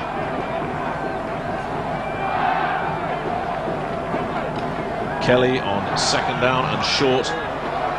Almost got a man there, well broken up by number 42, Darrell Lewis. He was looking for his tight end, Greg Keller, but Lewis broke that up with some help from Brian Jones. And that is the 2-minute warning with the score. The Rhine Fire nothing, the Claymores 17. Different types. Unitas was a quarterback that would get the snap, go back into the pocket, and he would wait and wait till the last possible instance to throw the football, and then take the hit after he threw the ball. Marino is a quarterback that gets back there, makes the quick decision, fires the ball, and it's an explosion when he lets that football go. NFL Sunday Ticket, up to 13 NFL games each Sunday. To sign up, call DirecTV at 1-800-781-4DTV. Let there be football. He has provided some of the most memorable and exciting moments in sports history.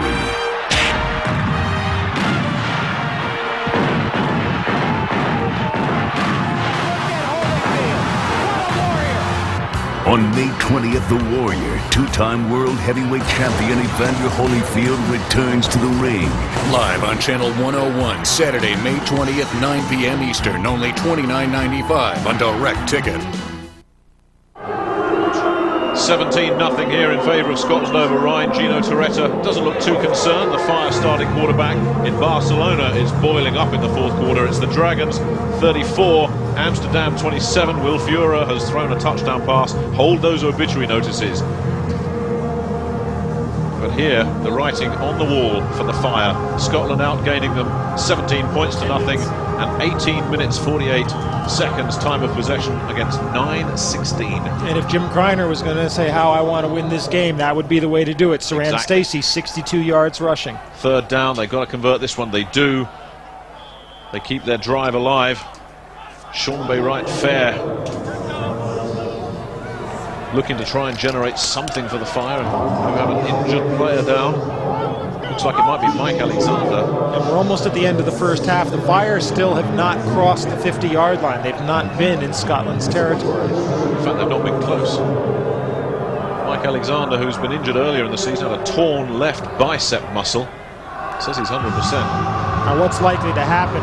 Well, they've got two possibilities. Tony Rowell could come in to play center, but he's been hurt as well. So what's more likely is Cronenberg will move back to center, which is his natural position, and Big Bill Durkin will come in and play guard.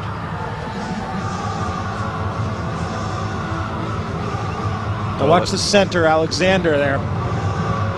He comes down, a little double team block. Sean Bay Wright fair moving behind him, and then right there, you could see that. Knocked backwards with somebody behind him bracing the leg. It's a nasty twist. You get some bad injuries when you see a player going down like that.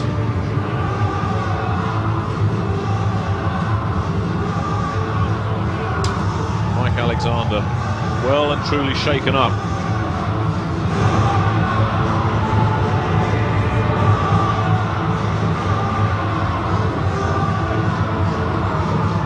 Well, they certainly need him back out on the field. Stacey has gained 62 yards on the ground. Mike Alexander, though, is our main concern at the moment. Interesting, he played at San Diego State for Al Luganville, coach of the Amsterdam Admirals, blocking for Marshall Falk in that great running attack that San Diego State had, which is basically the same attack Ralph Dawkins is running behind for Amsterdam now. And you see the two players that were actually looking at Alexander were Williams and Wright Fair, the two running backs. Running backs understand the importance of blocking offensive linemen. This doesn't look funny. No, he's hurting. Not looking good at all for Mike Alexander. As Mike said, played under Al Luganville at San Diego State and brought the stretcher on. But certainly when you see a player going down, twisting like that, it's so often an ugly one. Let's hope for Mike Alexander that he's just shaken up rather than seriously injured. You mean an ugly injury, not an ugly player? Yeah, let's hope. Let's hope it's not nice and nasty, this one. Got a lot of paramedics out there. And one of the Claymore's medical staff out there helping as well. And now Galen Hall comes out.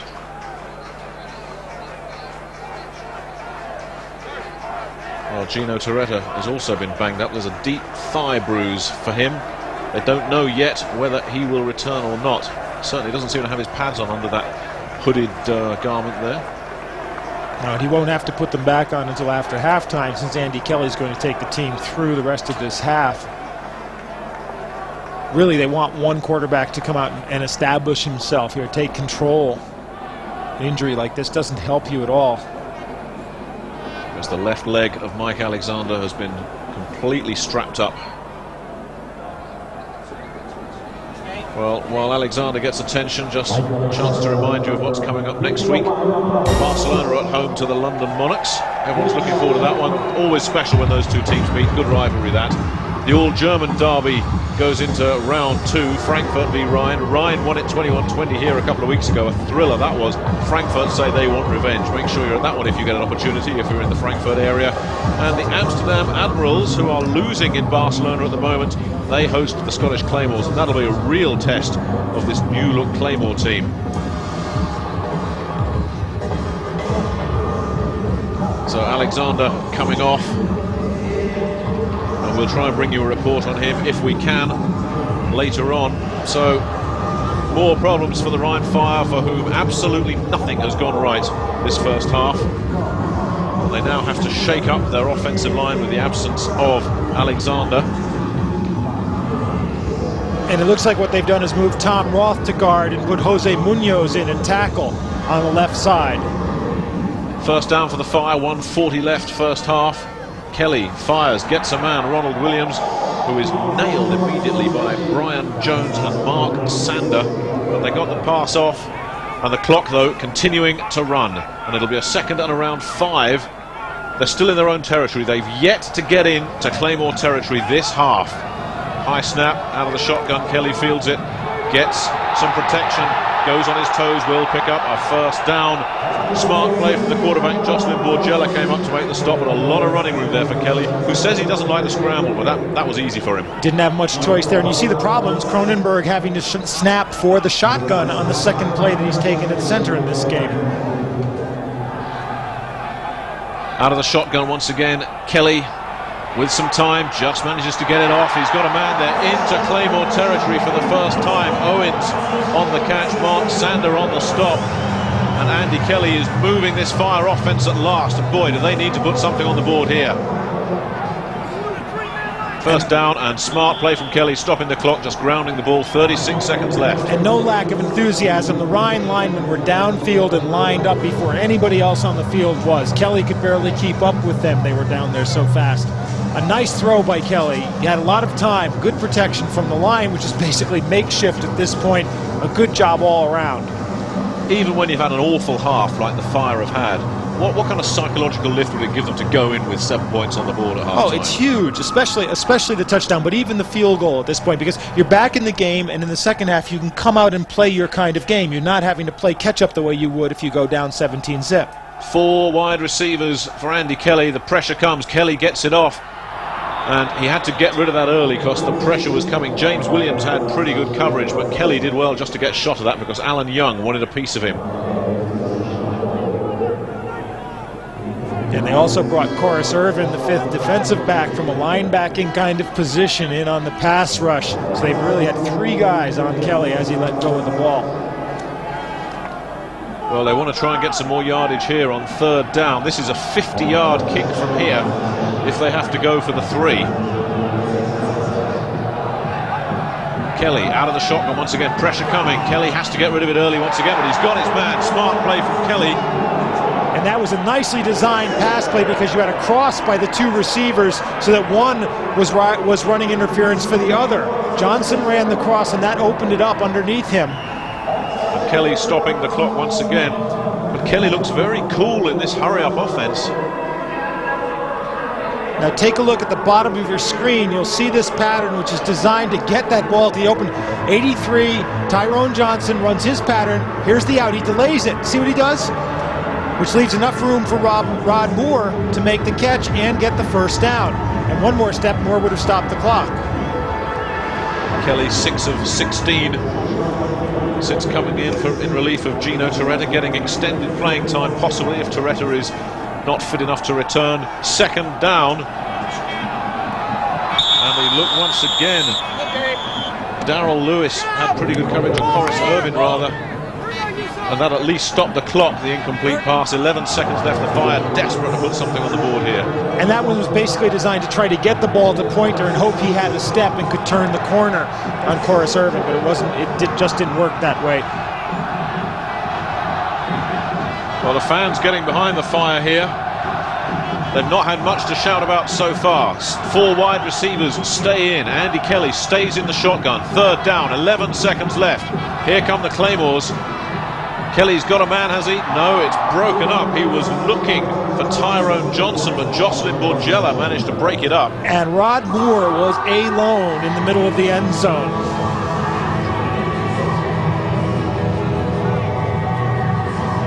He's going to go for Tyrone Johnson, who's on the outside, but watch Rod Moore on the inside. He does the little break there. There he goes.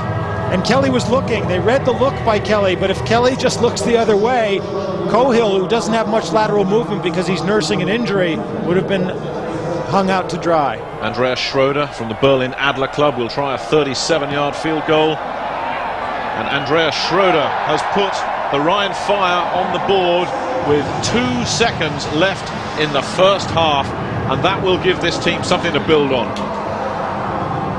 And the important thing is they've shown that they can move the ball. They got some points on the scoreboard. They don't go in at halftime having had a totally disastrous half. They come on a high note. So Schroeder 3 for 3 in field goals now on the season. Certainly the Germans' top kicker. Played for the Berlin Adler Club for a number of years, and that's the boost that they needed just before halftime. So Galen Hall and his team, something now that they can work with. And Ryan started the season with Giulio Caravana kicking for them, the backup quarterback, who's now gone back to a quarterback camp for the BC Lions because basically he wasn't doing any kicking and he wasn't playing any quarterback. Apart from that, he was busy. Schroeder beat him out as the kicker. And they like his consistency. It's not the strongest foot necessarily, but they say he just doesn't feel the pressure. He comes up and takes the kick.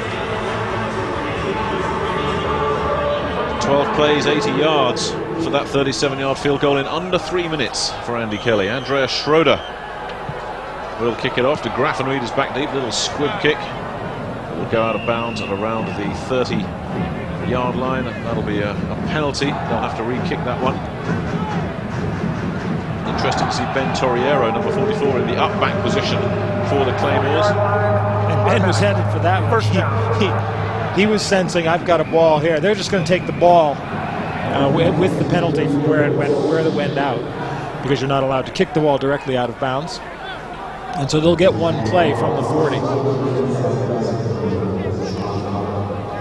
Well, this is Hail Mary territory, of course. 2 seconds left. You've only got one play. And a Hail Mary, of course, is when you throw the ball up for a prayer. And pray that it comes down with somebody that you want on the end of it. Or but are they just going to kill the clock. They go to one knee and that'll do Difference it. on this one, Instead of a Hail Mary, he just gets in on one knee and has a little quiet prayer of his own as his backs protect him. So Lee Williamson ends a good half for the Claymores. They lead it 17-3 at the break. We'll be back after this. While NFL action is still months away, the NFL has launched a new season on the internet. NFL Sidelines is an online connection to your favorite teams and players. Connect on the net with NFL fans around the world and chat live with the biggest names in football. This movie is rated R. Plus special coverage of the 1995 World League season. The NFL moves into cyberspace with NFL Sidelines. Tackle the internet. That a player gets himself in shape, ready to play, weight training and all of the other things that improve a player to get him ready to play the game are certainly at the highest level that they've ever been. But when you go back to basics, and that's the old way of saying it, you have to go back to basics, and that's blocking and that's tackling. NFL Sunday Ticket, up to 13 NFL games each Sunday. To sign up, call DirecTV at 1-800-781-4DTV. Let there be football. And to this reporter, it's obvious that these strike negotiations are going nowhere fast. Well, I've had just about enough. Let's go. Excuse me. Love the shoes. What were we thinking? After you. No, after you. Life is good. When you've got the great taste of an ice-cold Miller Lite, life is good. Our work here is done. Play ball. How would you like to join us in the definitive nightmare? I thought you kept Freddy off. They told you he was dead. And since you've been thinking of making it, has anything funny happened? For 10 years, he's been held captive as Freddy in the Nightmare on Elm Street series. And now he's got the last laugh. What is he doing? He's decided to cross over out of films into our reality. Wes Craven's new Nightmare. Miss me? Playing this month on Direct Ticket. Well, as Gary says, a very good first half indeed for the Scottish Claymores, but the job only half done. There's still plenty of life left in this game, and you can be sure that Galen Hall has been blistering the paint in his locker room. And a really good point by Kevin Porter, because if that footing continues to be bad, you've seen both teams try to run on those short pass patterns and try to break somebody free. It only takes one missed tackle and they could be gone for big yardage. So important immediately for the Scottish Claymores to just tighten things up here in this third quarter. Kill the game if necessary, but there's an awful lot of time left, and at 17-3, a couple of quick touchdowns and you're all square.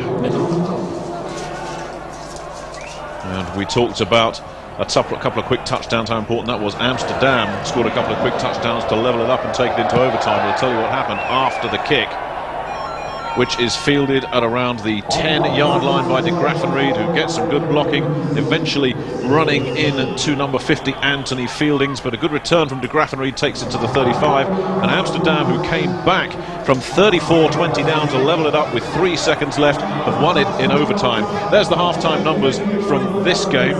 Rushing yards, I think the key there for the Claymores, over 100 for the first half. And that was the thing. They said they wanted to come out and establish the running game, and they did that. Now, what they'd like to see in this second half is for Matt London to start establishing the passing game. And you've got to think Ryan's thinking run at this point. It's the perfect time to start throwing the ball.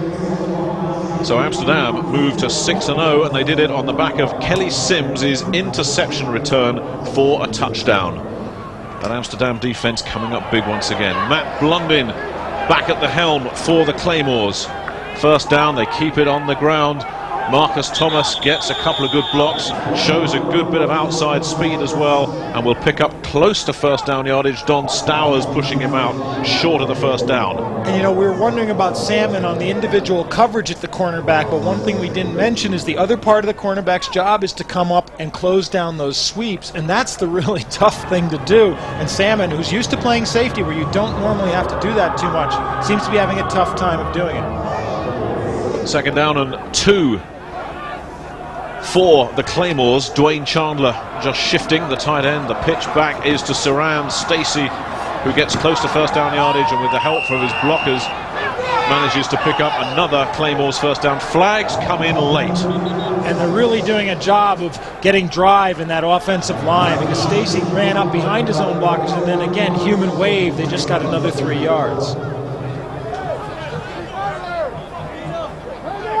And Arthur Bussey getting himself in trouble with the officials. Watch DeGraff and Reed right there, and Bussey with the, that's an expulsion foul. Forearm smash to the back of the head. No excuse for that. Well, Arthur Personal Bussey. foul, unnecessary roughness, and number 61 defense. It's a 15-yard penalty, and 61 is ejected. Whoa, you can't get much worse than that. You can't argue with that very much either. That's a cheap shot and a bad one. It doesn't do the Ryan Fire's front four much good at all. They needed Bussey, who came up with a couple of big plays, forced a fumble in the first half, and Bussey just letting his temper get the better of him. And that has hurt the Fire on this opening drive, and Arthur Bussey is out of here.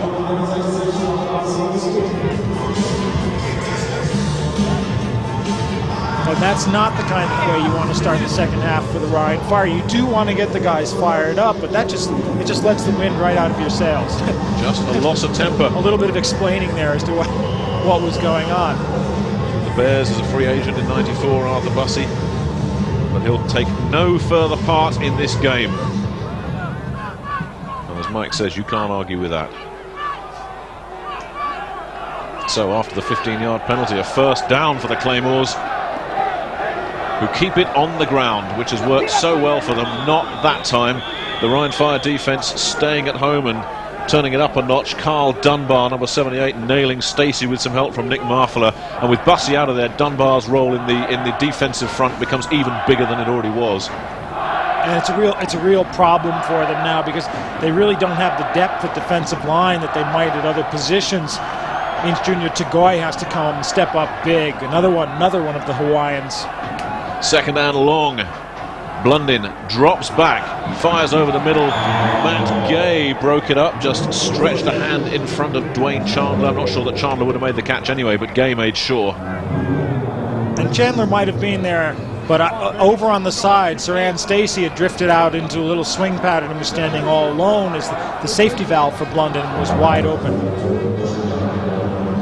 Third down and 8 coming up for the Ryan Fire, rather for the Scottish Claymores. The Ryan Fire looking to hold them here. Important that they do stop the Claymores and put some more points on the board. The Claymores looking to put it away if they can. Third down, Blundin gets some pressure, puts it upstairs. Flag comes down in the backfield of the Ryan Fire. That's an interesting flag, because that ball was not thrown near anybody. Wasn't in any danger of being caught. Blundin coming under intense pressure and lucky to get it away. He was hit as he got it away. But as you say, Mike, an odd place for the flag to be thrown. They saw both guys were going down, so it may have been the result of contact. Well, the officials, I think, have sorted out what they want. There are 2 fouls on the play, one against each team. Illegal formation against the offense. There was only 6 men on the line of scrimmage. Pass interference against the defense. Only the 15-yard penalty for pass interference will be assessed from the previous spot. Automatic first down. So it works out pretty well for the Scottish Claymores. The Fire, the most penalised team in the World League, have picked up another 7 flags this evening rather. 7 for 54. And that keeps the Claymores drive alive. And I can give you a couple of injury updates. Gino Torretta has a hamstring problem. He will not return except in a disaster situation. Mike Alexander, his left ankle is currently being x-rayed. We have no report on how Alexander is at the moment. We'll bring it to you if we get it. First down at around the 21-yard line. The pitch back is to Stacey. Gets another good block and picks up around 4 yards. But the Fire defense are trying to break those blocks up, but are unable to do it on that occasion. Junior Tagoe coming in and making the stop, and some high acrobatics from the Fire defense there. Watch Don Stowers, 27, the safety. Watch how he comes up and tries to get past the interference here. Whoa! Up in the air and over. You got to cut inside of that move. He forced it inside. It's not the easiest way to do it, but it worked. So Matt Blundin inside the red zone of the Rhine Fire. That's the 20-yard line. They're in scoring position now. 2nd down and 6. Blundin drops back to pass. Pressure once again. And Blundin does the smart thing there and throws it away, because there was everybody after him on that one. Exactly, and he did the right thing by not throwing it near anybody, getting it over. He stands in against the rush. They do a nice job of picking up one man, but you see right there Cruz coming through. Actually, Joe Samalo putting the pressure on, and Blundin doing the right thing by throwing the ball where nobody's got a chance for it. Have you noticed how this defensive line has stepped up since Bussey was kicked out? They know what they've got to do, and they're gambling a little bit. They're coming hard in those passing situations. They may get burned on it sooner or later, but for now it's working. 3rd down for the Claymores. Blundin with protection just dumps it over the middle, looking, I think he was aiming in the general direction of Tim Barnett, who's still waiting for his first catch of the afternoon. And that was one of the ways that they were trying to deal with the pressure, was by having Barnett come in on the long pattern underneath the pass coverage, knowing that there's a big empty area when they come in on that blitz. Sean Conley will attempt a 36-yard field goal. He's nailed one from 45. He was wide with a second from 43. This one looks straight down the middle. If it's long enough, it'll go in the book as another 3 points for the Claymores. With 12:26 remaining in the 3rd quarter, the Claymores have extended their lead to 20 points to 3 over the Rhine Fire. We'll be back after this short break.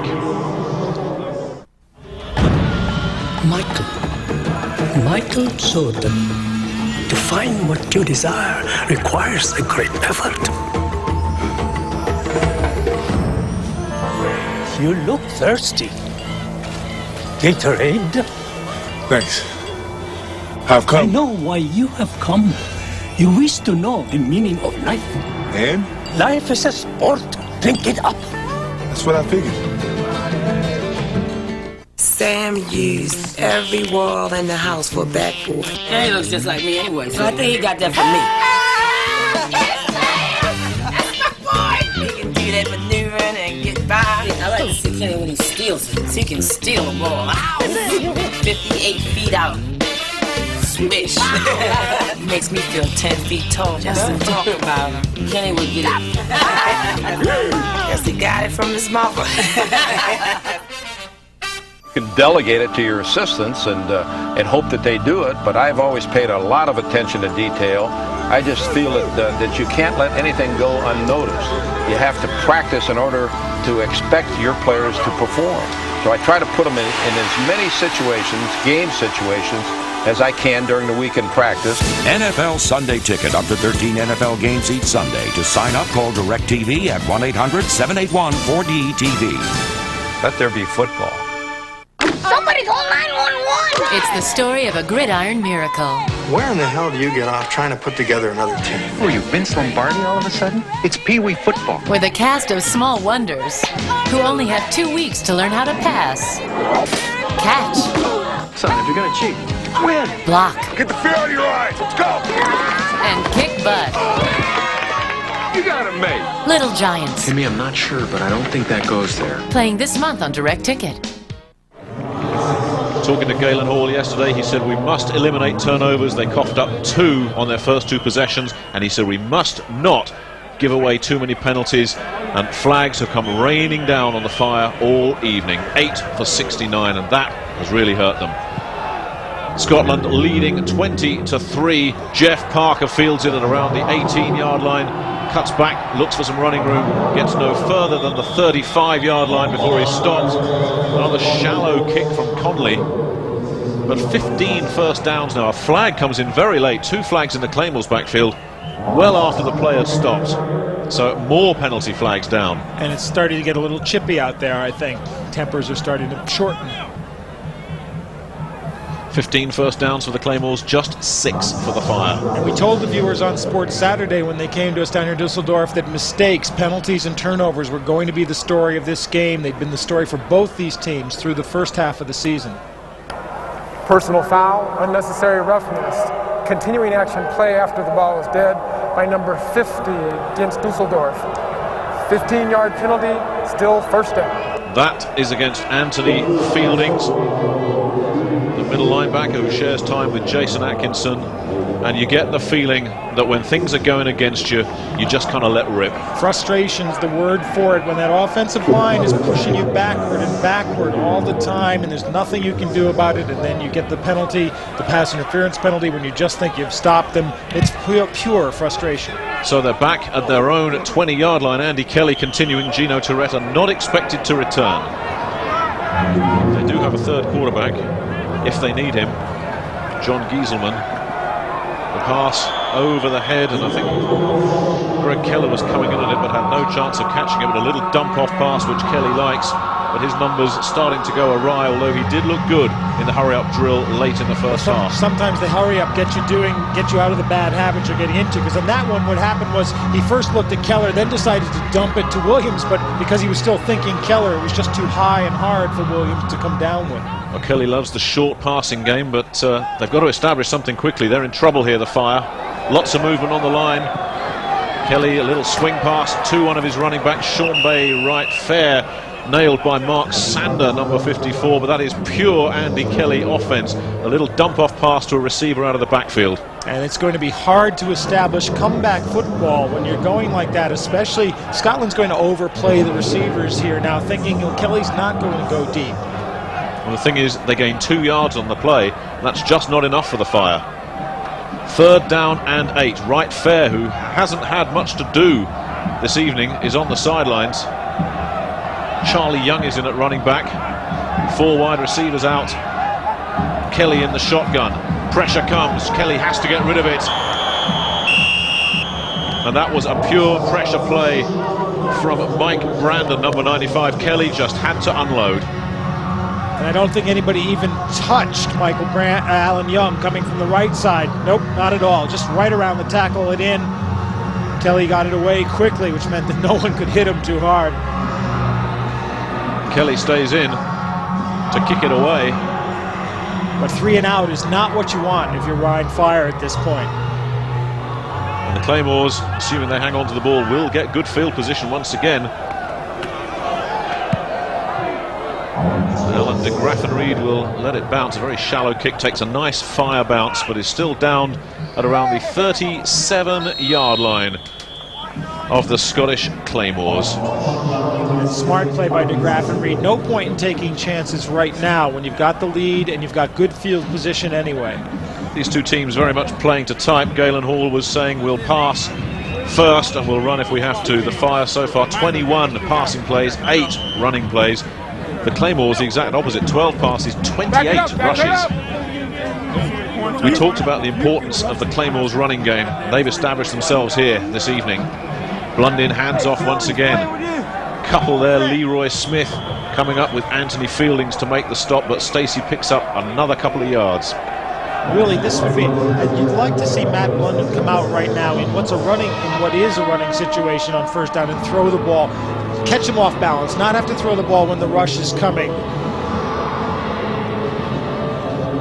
There's the confirmation of what Scotland do when they have their hands on the ball. Very much a ground offense for Jim Kreiner now. And it's working for them. They fake the handoff this time. Blundin gets pressure from Fieldings, gets it away, gets a completion at around the 40-yard line. Even busted plays now starting to work for the Scottish Claymores. Vaughan Bryant eventually made the stop. Darryl Mitchell came up with the ball. And watch Darryl Mitchell now. Not showing pass until he gets down there, then comes back to try to give Blundin some help.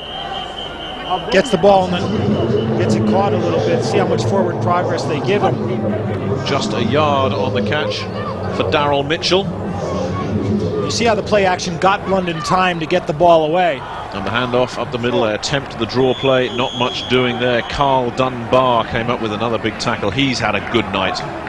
And now it's 3 and out for the Claymores, which they don't want, because you don't want to have to get your defense out there for too much time. You'd really want to get your offense to establish some more momentum. Establish the passing game. They still need that passing game to work. So the punting unit going to work for the Claymores. It's Conley's first punt, I think, if I'm not mistaken. Says a lot about the Claymores offense right there. Good snap. Conley gets it away. It's a high one. Jeff Parker will field at around the 27.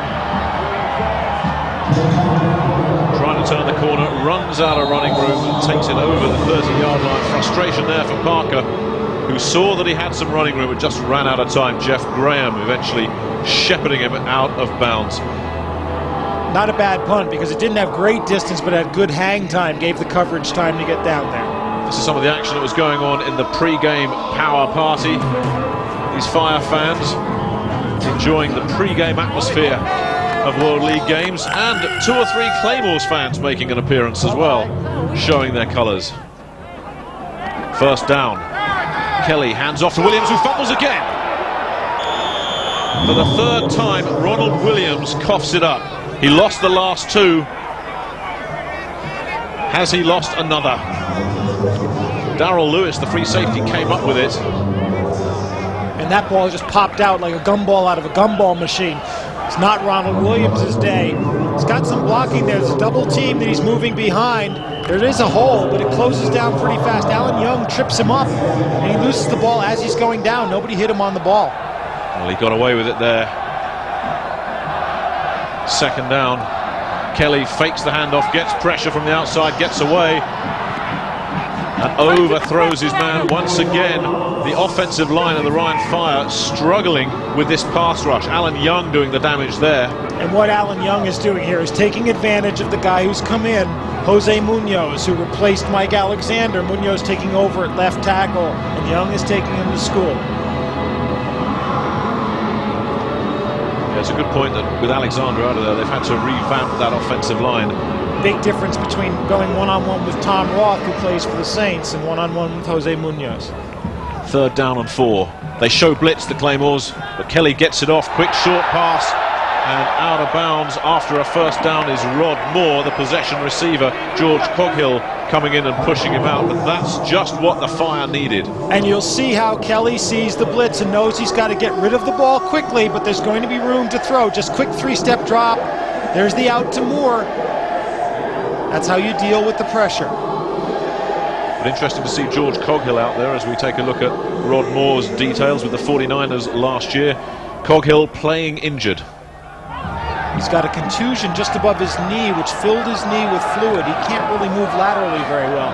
Kelly with lots of time puts it upstairs, has an open mouth. Flag comes down. A man was open, Tyrone Johnson, but he started his run late. And I think you're going to get Borgello. We saw how he pushes on the cuts already. I think he got caught on that one. Certainly Kelly was throwing to a spot on the field there, and Johnson simply couldn't get there. It goes against the Claymores. It makes a difference if the Fire can punch this drive in. Illegal contact against the defense. Number 28, 5-yard penalty, automatic, first down. Jocelyn Borgella assessed. Well, the Fire have given up their fair share of penalties as well. Not as much damage as the Rhein Fire, but Scotland giving up 4 penalties for 25 yards. Once the receiver has come downfield off the line of scrimmage about 3 yards, you've got to let him go. You can't be bumping him the way Borgella did. You'll get caught eventually. They're at the 49 of the Claymores. The Fire complete, close to first down yardage, nailed just short. Darrell Lewis coming up and making the stop. Rod Moore starting to come more and more into the Fire offensive scheme, the possession man. And Kelly had a little bit of time to throw there, and he had a chance to look downfield where Moore had time to just run a little curl underneath the 3 defenders. Second down and short, they switch the tight end once again from left to right. Kelly swings it to Derek Owens, who beats his man, got first down yardage and more. Things starting to happen now for the Fire at last. It was Jocelyn Borgella who was burned on the coverage. Tim Brown came over and eventually pushed Owens out of bounds. That's one of the things your short pass offense can do, is eventually break one of those plays. Kevin Porter was talking about maybe somebody slips because the field gets slippery, but even if they don't, you make that first turn, you break that first tackle, you've got some running room. And another first down for the Fire.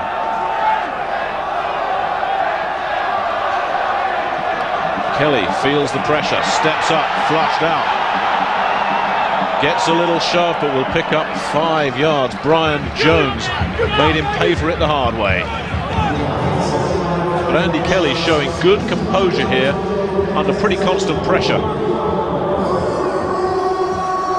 Now Alan Young working on the top of your screen. Let's watch and see what happens. Munoz now, he tries the inside move on Munoz, but Tom Roth, who had him one-on-one at guard, comes out and takes him. Now you know Tom Roth is thinking, Alan Young's on the outside, I've got to give Jose some help, and he did it on that. Second down and around 6 for the Fire. Kelly goes upstairs once again, picks up maybe a yard to his tight end Greg Keller. George Coghill in on the stop, not much doing there, but Kelly does complete another pass. Greg Keller, who played for Galen Hall in Florida, injured his knee in his senior year at college, so he didn't get drafted, didn't really get a look. He got the call from Galen. He was selling pharmaceuticals, I think it was, out in Arkansas. Greg Keller coming in as really the third stringer. Sean Russell went home earlier this week. Tony Lensane is in Birmingham, Alabama, having his knee worked on. So Keller gets the call. Give up the chemicals business and Little Rock, come and play in Dusseldorf. Kelly fires, gets his man again. First down for the Fire. That short passing game starting to click. Jocelyn Borgella tackling, but Tyrone Johnson comes up with the first down.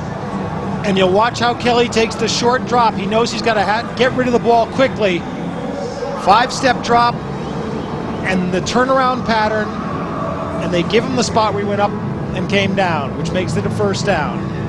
Kelly's numbers, nothing spectacular, but this, an impressive drive from the young man from Tennessee.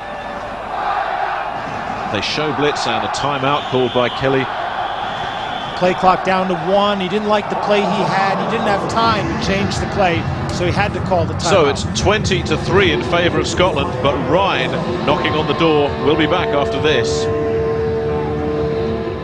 No question about it. There are times where you want to stand back and applaud when you see the great plays made by great players. And you know, on your football team, you're going to applaud a little bit harder, but you still acknowledge and you recognize great plays made by players on the opponent's football team.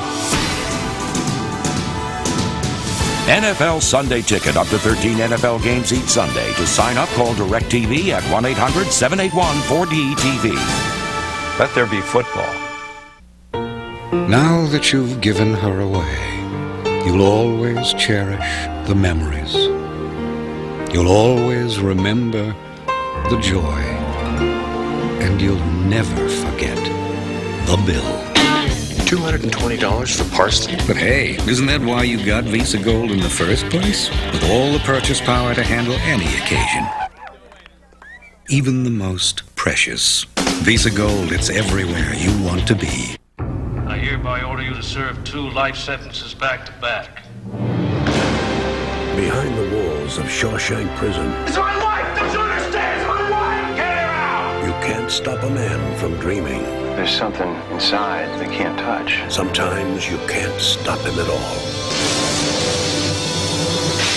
Tim Robbins, Morgan Freeman, The Shawshank Redemption. Playing on Direct Ticket. Scotland leading by 20 points to 3, 5:22 third quarter, but an impressive drive this from the Rhine Fire. They've moved the ball to the 15-yard line. Let's hear how this drive sounds in German. Überhaupt in diesem Spiel gelingt es der Offense von Rhine Fire, den Ball hier hinzutragen. Zum ersten Mal wirkliche Gefahr für einen Touchdown. Erneut sehr viel Bewegung im Backfield von Rhine Fire. Kelly am Ball, ein Play-Action-Fake, der Pass auf die rechte Seite für Wright Fair ist gut. Schön umkurvt er hier mit Hilfe seines Vorblockers noch einen potenziellen Tackler, wird dann aber zu Fall gebracht hier von Gerald Jeffco, dem Defensive Line-Spieler. Zweites Down und etwa 9. I'm out of a job. I like that. I can work with that guy. Right fair, he's good, but not so good, yeah? Just 1 yard there. Let's go back to Vox. Auch die Scottish Claymores recht gut eingestellt waren. Zweites Down und 9, Pro-Formation für Ryan Fire. Kelly 5 Schritte zurück, gerät und er drückt der Pass in die Endzone. Und ganz knapp hier für Rod Moore. Er war gut bewacht, der Pass war gut angebracht, aber James Williams genauso im Bild, incomplete, drittes Down. Die Scottish Claymores mit demselben Rezept, das wir in ähnlichen Situationen schon gesehen haben. Hier kommt der Blitz von rechts gerade noch, dass Andy Kelly den Pass werfen kann. Er überwirft den Safety sehr schön. Rod Moore hätte diesen Pass zum Touchdown fangen müssen. It looked pretty ganz knapp to me, Nick. It certainly did. I don't know if that's German for catchable ball or not, but maybe Rod Moore should have had that one. 3rd down and 9. Out of the shotgun, flags come in. Yet another penalty. This could be delay of the game. And it does indeed go against the Rhine Fire. Tack on another 5 yards onto their penalty stat. I think they're into double figures now on the night. And Kelly was trying to call timeout as he didn't realize the clock had run down that far. Did you hear in German? Here come der Blitz. It sounds the same. That's what Kelly's saying. As it comes out, here come der Blitz. Well, they've really used Derek Owens a lot on this drive, the possession receiver, along with Rod Moore. Owens has picked up 5 catches now on the night for 68 yards. So what happens with a short pass offense is you get close to the goal, the defense can compress, it becomes harder to work. Huge play this, 3rd and 14. They go to the end zone, no one home. Good coverage once again from James Williams, who's done a very sound job. A poor snap out of the shotgun, and Kelly goes off in disappointment. Williams did his job, but the Fire don't get into the end zone. Now Robert Cronenberg has trouble with the snap again. It's high, but Kelly's got lots of time, and he's looking inside there. Receiver never got the move inside. And a field goal, well, it doesn't do them much good, but at least they put some points on the board. He's nailed one from 38, this from 36. No problems at all for Andreas Schroeder from Berlin, the man that has put all the Fire's points on the board with 4 minutes 28 seconds remaining. 3rd quarter, the fireworks go off in the Rheinstadion, but this Fire offense is really still struggling to ignite. Scotland lead it 20-6. It's not bad for the Fire. I mean, they're still not out of the game. It's still a 2-touchdown game, but we have to prove that they can score touchdowns. Well, the Rhine Fire, like all these teams in the World League, have to get off to a winning start here in the second half of the season, because after this they're on the road at Frankfurt, where the Galaxy really will be gunning for them, and at London as well, where I'm pretty confident the Bobby Hammond's team are going to be pretty sharp. And you know, Amsterdam just sent a message to the league, right? Coming back from 2 touchdowns down and then winning in overtime at Barcelona. You really thought this is where Barcelona was going to say, well, okay, it's you and us in the World Bowl. But Amsterdam said it not so soon, not so fast. And I tell you, if Amsterdam do win overall the second half of the season, then it's the best record overall will go through, and that hurts Barcelona. But it's good news for Scotland, and it's good news for London if they can start winning. The kick on its way, fielded at around the 20 by Lorenzo Graham, who is walloped hard, but will get over the 35-yard line. Scotland, after this, well, they get the tough one next week. Who would want to go to Amsterdam? After that, it's Barcelona and Frankfurt at home, and then they finish off with one that I think they'll be pretty fired up for. But that Amsterdam game will be the real test of just how good the Claymores are. And really, you know, come that London game, that could be a decider here. If Scotland continue to play like this, and if London play the way we think they can play, both those teams could be in for the second half championship. Well, we've said it all season. We look at the potential of London. We look at the promise of Scotland. Those two teams have got to deliver. They've got to execute. They're good enough. First down for the Fire. Blunden with the pitch back. Saran Stacey tries to cut inside. Anthony Fieldings cuts him down after a pickup of around 3. Leroy Smith in there with an assist as well. Lots of pursuit by the Ryan linebackers, who know they've got to get some stoppage here because the defensive line is having a tough time with that Scottish offensive line. This, you suspect, is a big drive for both these teams. If Scotland put points on the board, it's tough to see the Fire coming back. If the Fire hold, it gives them a big momentum swing. This is the time Scotland want to keep away from turnovers. On the ground once again, lots of running room, big holes, over halfway and on his way and gone possibly. Just pushed out of bounds, but Saran Stacey broke a huge one. 44 yards. Vaughan Bryant eventually saved a touchdown, but the damage done. And Saran Stacey looks so much sharper. He took that cut and went outside. The blocking was headed the other way and just broke that one on his own. They closed off the outside for him, and Stacey rumbled. That was almost a game-breaking run from Saran Stacey. And it's wreaked havoc on this Fire defensive alignment. Stacey checks out for a well-earned breather, but he's done his work. Now watch the line, who's going left. Stacey comes behind them and then sees the hole and goes through it. And it's his speed through the hole that makes that one. Barnett does the block again on Salmon. And just steps out of bounds there. And only just. He was right on the line. Well, that's helped Scotland's total yards even more. Saran Stacey now over 100 yards on the ground. The rest of the team chipping in with 50 as well. And if Scotland punch this one in here, they're in control. A pitch back is to Marcus Thomas, who doesn't get a lot, picks up 2 or 3. Carl Dunbar in on top of him. Vaughan Bryant came up from corner and made the stop as well. And as the ball was grabbed coming out of the pile, and it is a fumble. It is a turnover.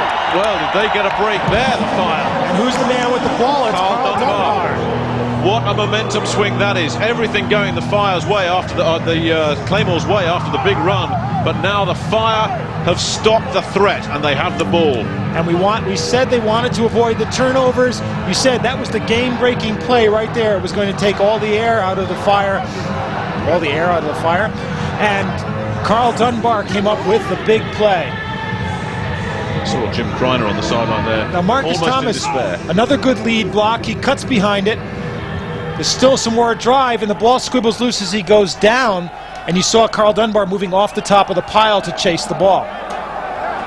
So back out come the Claymore's defensive players. Kelly looks to put it upstairs. He's got a man, and it's a catch. Trouble here. Duron Pointer in deep into territory of the Claymores. A huge play this time for the Fire from Duron Pointer, who burned this team in game 1. And there's an injured Claymore down on the 30-yard line. And if you want your long pass offense, this is not the way you want to do it, but it's a great job by Duron Pointer.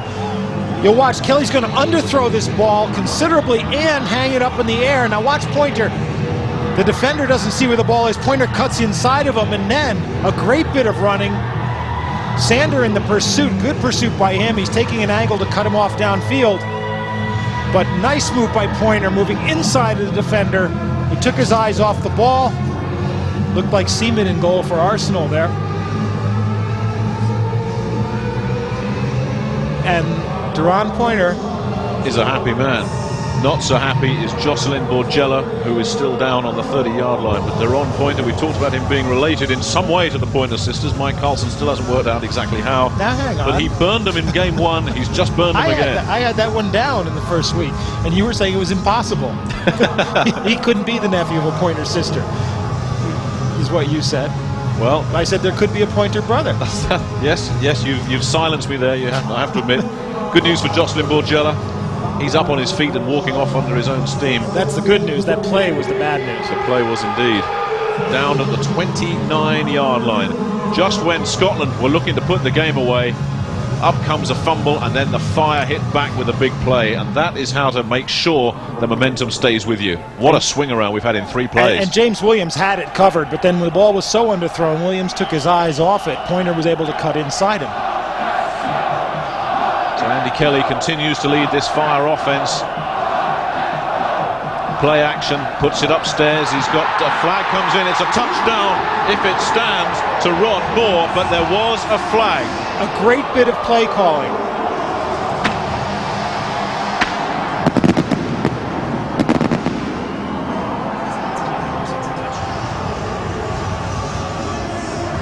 But this all depends on how the officials see the penalty. Illegal contact. against the defense, number 29. It stands. That penalty is declined. It stands. And the Fire are back in this. And what happened there was Corus Irvin bought the play fake from Kelly and then tried to hold up Moore, who was gone by him, but they weren't thinking deep 2 plays in a row. They were figuring to go back to the short. So Kelly fakes the short pass to Moore and then goes deep. He's wide open, and the Rhine Fire are back in the game. What a difference 4 plays make. Saran Stacey runs off a run all the way to the 10-yard line. There's a fumble, 2 big plays, and the Fire are back within touching distance. Schroeder will attempt the extra point, no problem there. And it's a 7-point ball game now, and it's wide open.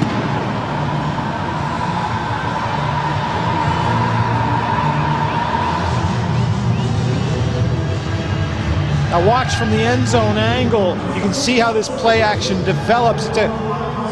Kelly's going to come back, and it's going to look like an out. And there's the pump fake. Moore ran the out pattern and then breaks deep. Corus Irvin bought the fake the whole way, tried to hold Moore up but couldn't. That's why the flag came down, and Moore's in the end zone for the spike. But here's Kelly. Watch the pump right there, and that's where it was. Moore goes by, and Irvin's already coming in on him. Has to hold him up, doesn't work. Moore, 6 points. And Corus Irvin was there at left cornerback because Jocelyn Borgella was on the sidelines injured. He normally plays that position. Rod Moore liked it. Either that or something slipped down his trousers. And Borgella got the injury coming over to clean up after that horrible long pass with Pointer on the loose. Important for the Claymores to regain their composure. Marcus Thomas, who fumbled, gets the ball, goes over the 30-yard line. But the Fire right back in this just when it looked like they were dead and buried. And what you really have to like is that they came and they took the momentum over. Just when it looked like they were down, they got the turnover, and they used big plays to make that scoring drive. 2 plays, 76 yards. This from the short passing offense. Exactly. And Andy Kelly, talking to Andy Kelly yesterday, he said to me, we don't think Scotland give up too many big plays. They gave up 2 right there, back to back. Kelly 9 for 14 in the second half, over 100 yards. Good numbers. Blundin gives to Stacey. Stacey cuts back, picks up 2 or 3. Carl Dunbar on the stop now. Are those offensive jitters going to come back for the Claymores? For the first time in the game, they're under pressure. And this is a good test for that Scottish Claymore offense. It's a good test for Carl Dunbar, who really seems to be carrying that line with him. He's passed the test. This is a quality player, Carl Dunbar. There's no doubt about that at all. If you're the Arizona Cardinals, you're watching with great interest. Second down and around 7 to go. They show blitz. Blundin with the pitch back, still trying to generate the running game. Mike Salmon on the stop. Marcus Thomas couldn't get past Salmon that time. And they were all coming on that one. Cruz and Leroy Smith both taking stunts, predetermined routes into the backfield, but Salmon came up, closed off the corner. Bit of a character, Mike Salmon. If you talk to him, he'll tell you he studied astrophysics and Karl Marx. He zoomed you on that one. He zoomed me on that one. I said, so tell me about astrophysics, Mike, and he just cracked up right there. He's Holly Hunter's cousin, too. That's right. Got a lot of connections. But not related to any of the Pointer sisters. As far as we know. Third down and 5. Blundin goes upstairs, picked off. Vaughan Bryant picks off Blundin and could be gone. Blundin can't stop him. Touchdown, Fire, and this place has erupted.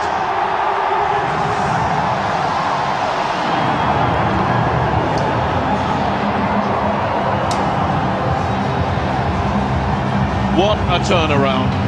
What a turnaround. It's all gone horribly wrong in about a dozen plays for the Scottish Claymores. And Matt Blundin goes for the sideline. It's always a dangerous pass. And Bryant just steps in front of the receiver. Clear sailing from here. But he cuts inside, breaks 1 tackle, breaks a second, which is just the arm. Blundin throws himself another arm tackle.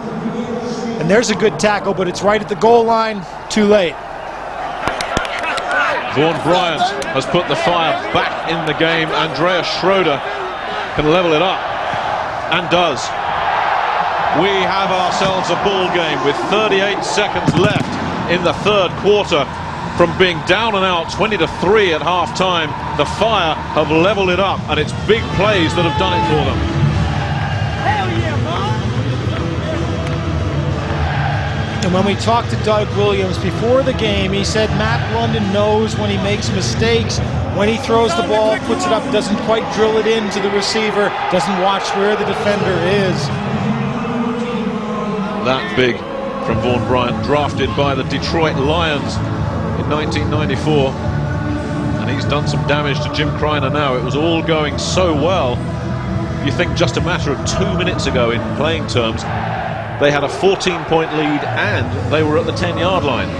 Since then, Galen Hall's team have completely transformed the action. And we said it's a game of turnovers, 2 big ones for the Scottish Claymores. And from being virtually silent throughout much of the game, these Rhine Fire fans getting right back into it, finding their voice once again. 5 turnovers in the game. The Fire have given up 2. The Claymores have now given up 3. There's confirmation of that, Nick, and the points off the turnovers, obviously 14 for the Rhine Fire and 3 for Scotland. So, we're all square. Late in the third quarter, but all the momentum is with the Fire. De Graffenried gets nailed. We may have another kickoff, though, because there was a flag on the kickoff behind the kicker, which is usually an offside on the kicking team. But you see how fired up the special teams are now. This whole Rhine Fire team have rediscovered some self-belief. That's exactly what it is. Offside on the kicking team. Yet another penalty that comes to do some damage for the Fire. And Tim Ryan, not much question about what he's going to say. We'll take it. Put it back 5 yards and kick it again. Well, Galen Hall always looks like that, winning or losing. He had a full head of hair when this game started. The kicking team, number 26. 5-yard penalty, we'll re-kick. Ronald Williams assessed for the penalty, the man who's fumbled 3 times in this game.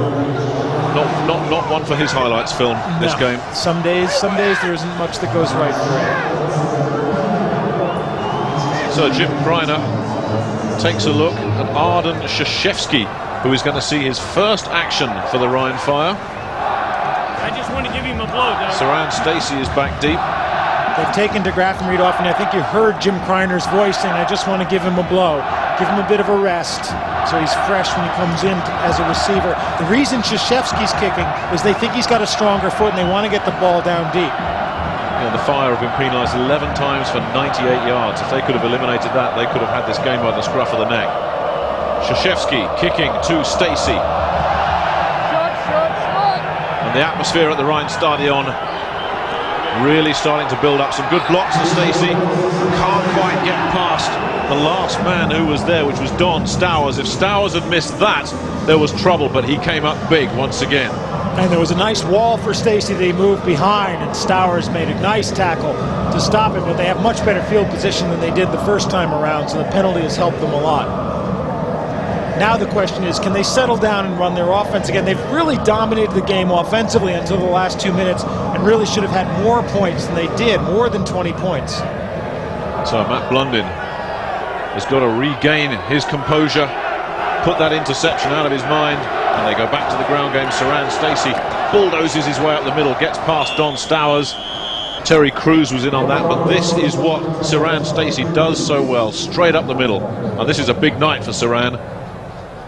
And that should do it as far as the third quarter is concerned. A quarter that has seen the Scottish Claymores lose their initiative. The Rhine Fire have levelled it up. We'll be back for the fourth quarter right after this.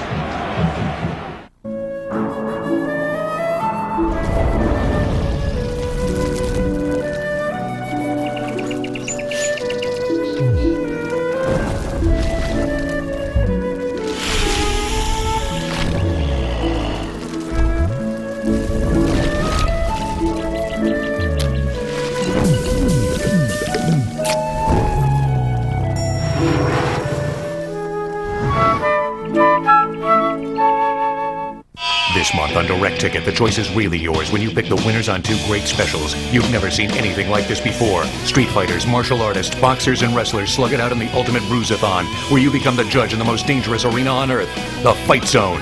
It's the wildest, wettest, most wonderful beach party bikini competition you've ever seen, where you get to pick the Bikini Beach winner. 2 great events, the Fight Zone and Bikini Beach Party, only $5.95 each on Channel 199. It's non-stop excitement on Direct Ticket. It's a full moon here in Dusseldorf. The werewolves are out. You want to hear me do a werewolf howl? Howl. Are you kidding?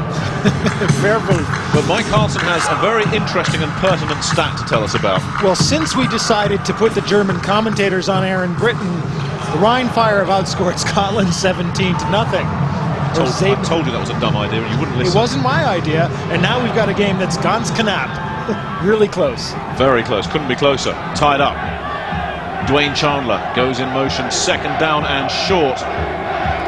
The pitch back is to Stacey, who gets first down yardage before being nailed by Jason Atkinson. Carl Dunbar, number 78, inevitably in on the stop as well, but a first down from Stacey, who's closing in on 150 yards today. And nobody's told the Scotland offensive line that this game is over, because they're still firing out and making holes for Stacey. I tell you this, a big test of the Claymores' character now. They've had this game in the bag, they've let it slip, but they can still get it back. You can see it in Ernie Rogers' face, the tackle there on the side, 68. Once again, Chandler shifts. Lots of movement. Flags come in. The Claymores will be arguing that the Rhine Fire jumped. Nick Marfler, number 95, certainly the culprit. He'll be arguing that he was drawn. I said coming into this stadium, everybody's wearing Rhine Fire 95 shirts. I thought Nick Marfler must be the most popular man in Germany. Either that or he's got a stall concession. Here's the call. Encroachment by the defense, number 95, 5-yard penalty, first down. So Marfler assessed yet another fire penalty. There actually was a little bit of movement there, and to draw him just a little bit, that can be enough if the referee spots it. Saran's. Those numbers for the Fire, absolutely horrible. First down and 5. This helps the Claymores. London, hands off. Stacey nailed almost immediately. Carl Dunbar, Jason Atkinson made a Stacey sandwich there. And Saran Stacey now 25 carries and 147 yards, which is not a bad day's work. The day's not over yet. Most of them ripped off on that one all the way down to the 10-yard line, the one that ultimately didn't count for anything. But the Claymores can still regroup and win this. But what should have been a stroll through the fourth quarter has turned into a real pitched battle. Marcus Thomas goes in motion. The pitch back is to Stacey, who doesn't get blockers this time and fumbles the ball. The whistle blew, I think, on the fumble. Scotland would have picked it up anyway. Dennis Dahlke covered it. Leroy Smith on the tackle, along with number 40, Matt Gay. And not Tim Salmon, but his brother Mike was there. A little bit of salmon on the Stacey sandwich this time. There's Ernie Rogers. They're a good trench warrior, and they need some trench warriors. The Claymores. They have a third down and 3 coming up. This an important drive for both these teams. Close to midfield. The pitch back once again. Don Stowers goes high, doesn't get it, but did Stacey get first down yardage? He needed to get to the 49. Vaughan Bryant came up and nailed him, and that will depend on where the officials spot the ball. It will be close. And Stacey came down with the ball in his hand just about where the marker is. It's going to be very close. There's Stowers again with the leaping move over the blocker. And watch Stacey now as he meets them head on and comes down just over that line. The ball came down just about a yard over it. They're going to have to measure.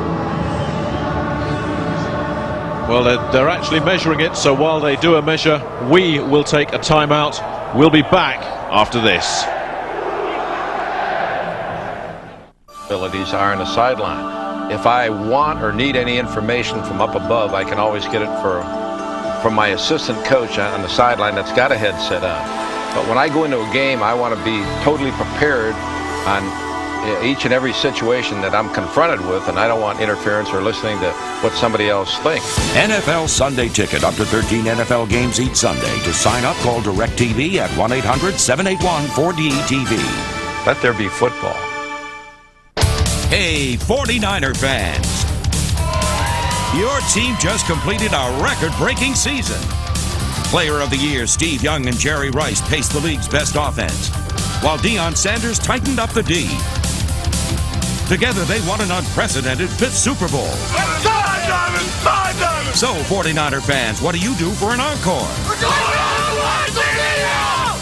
The official 49ers championship video is available now. There's a place in the Big Apple where New Yorkers rush to be on the cutting edge. It's Jean-Louis David, a touch of Paris right in the middle of Manhattan. So if you're looking for a new you, drop in anytime at any of their locations. You don't need an appointment, just your Visa card. Because when it comes to your hair and Jean-Louis David, American Express just won't cut it. Visa, it's everywhere you want to be. You have 21. Richard Goodwin is about to investigate. He thinks 21 is rigged, is it? A world he's always envied. Gonna put television on trial. It's the case that could make his career. You telling me everybody got the answers but you? And destroy a remarkable man. I can't decide if you think too much of me or too little. From Oscar-winning director Robert Redford. If someone offered you all this money, would you do it? I'm going to have to ask for your answer. Quiz show playing on DirecTV.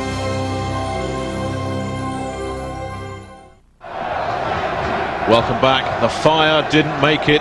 They're 4th and less than a foot to go. And this could be the big play of the game because it looks like the Claymores may be going for it. The Claymores' offensive line has been getting drive the whole game, and I can't see them doing anything fancy here. But if they don't get it here, they're in trouble. The ball in midfield. Would you go for it here? I think I'd be inclined to punt, but again, they've got a new punter. You don't really know what he's like on the short. 4th down. Big play. This could be the game. Fire looking to stack up the line. Blundin trying to draw them off sides. And they run out of time. Flags go down, so they will then send in the punter. They tried to draw the Fire, but the Fire stayed put.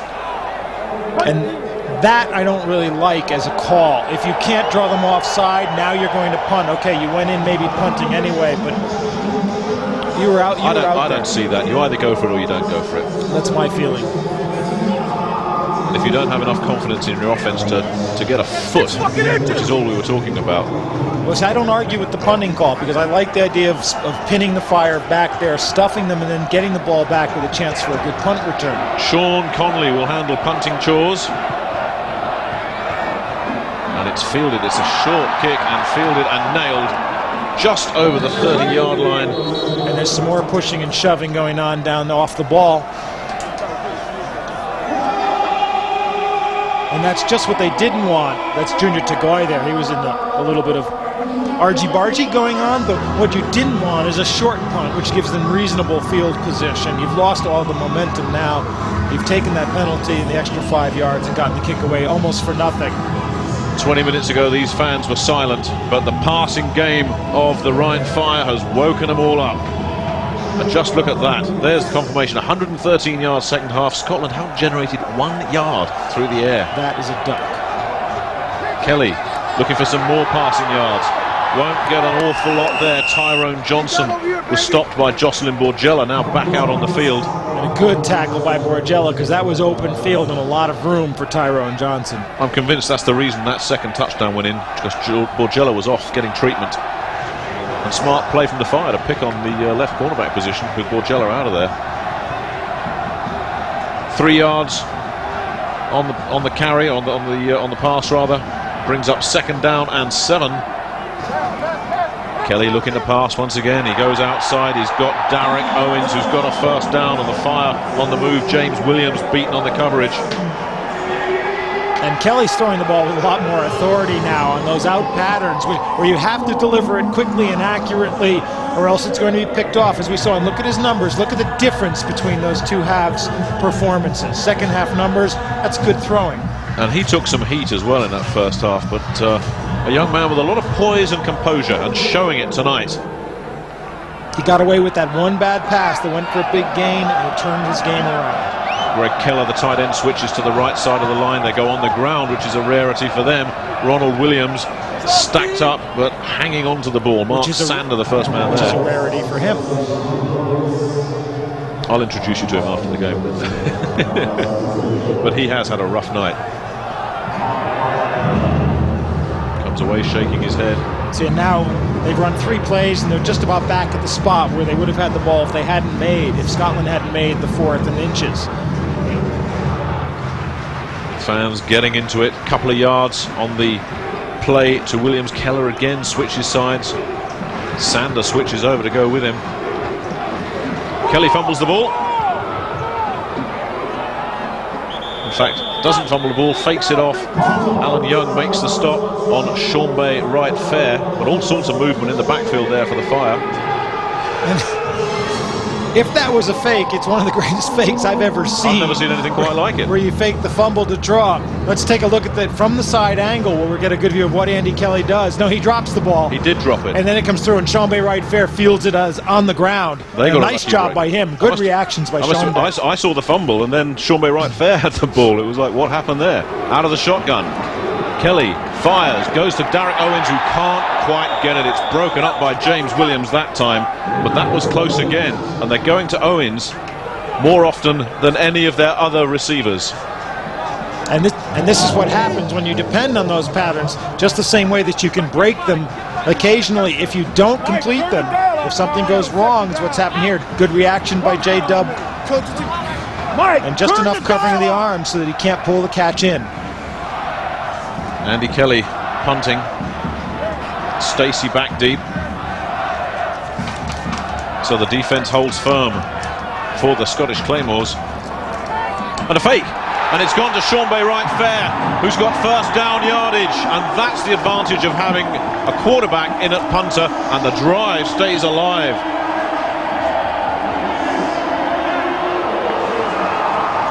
What a big play for the Rhine Fire. And Andy Kelly was waiting on the snap as if to draw them offside, but watch what happens. Now when they come, he waits, lets them come, and then gets the pass over the rush to right fair. And a lot of room for Seanbay. This keeps the momentum going for Rhine. Such a big play. They thought they'd stopped him. They hadn't. Galen Hall rolling the dice and coming up.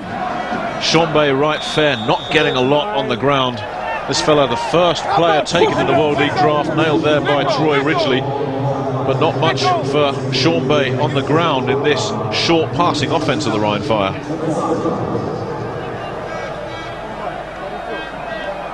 One more. Second down and long. 9 minutes left. We're tied up at 20 apiece. But the momentum is with the Fire. They have the ball. They're in Claymore territory. Kelly drops back. Pressure comes, but Kelly gets it off. He's got Darren Pointer. Touchdown, Rhine. It's a repeat of game one.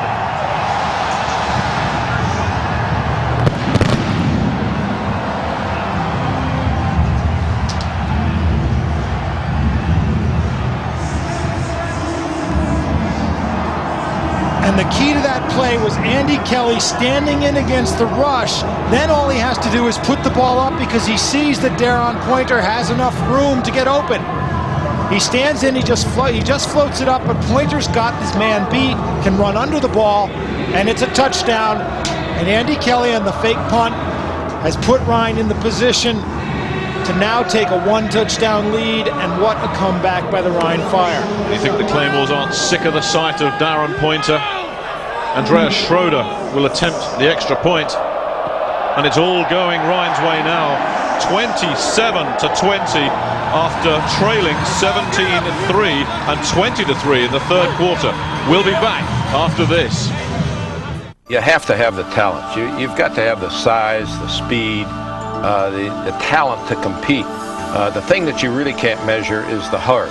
And then the other thing that you have to be made aware of as soon as you can is his ability to learn, to execute the detail of his assignment in a pressure situation. NFL Sunday Ticket, up to 13 NFL games each Sunday. To sign up, call DirecTV at 1-800-781-4DTV. Let there be football. And to this reporter, it's obvious that these strike negotiations are going nowhere fast. Well, I've had just about enough. Let's go. Excuse me. Love the shoes. What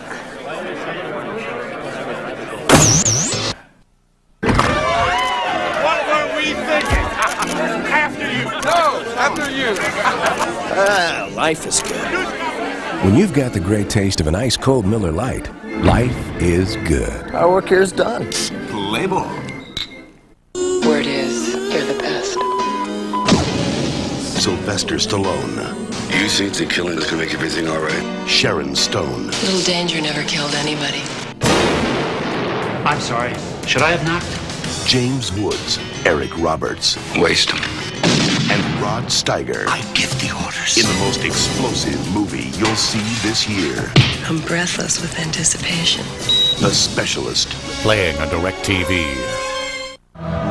Charlie Young, the former Monarch, now with the Rhine Fire. And what a turnaround his team have put in here. 24 unanswered points, and Andy Kelly's numbers in the second half. He's completed 13 of 19, 184 yards and 2 touchdowns. And Galen Hall's offensive strategy has paid dividends. 8:41 left. The Fire on top for the first time. Fielded and a fumble. Loose ball. And the Fire have recovered. And Scotland's night of disaster continues. There are flags. I think it may have been Charlie Young who recovered. Or was it Junior Tagoi? They've given it to the Fire, but flags. And the flag looks like it may be an offside fire again. Yeah, that's what Jim Kreiner thinks. But I fumbled right into their hands.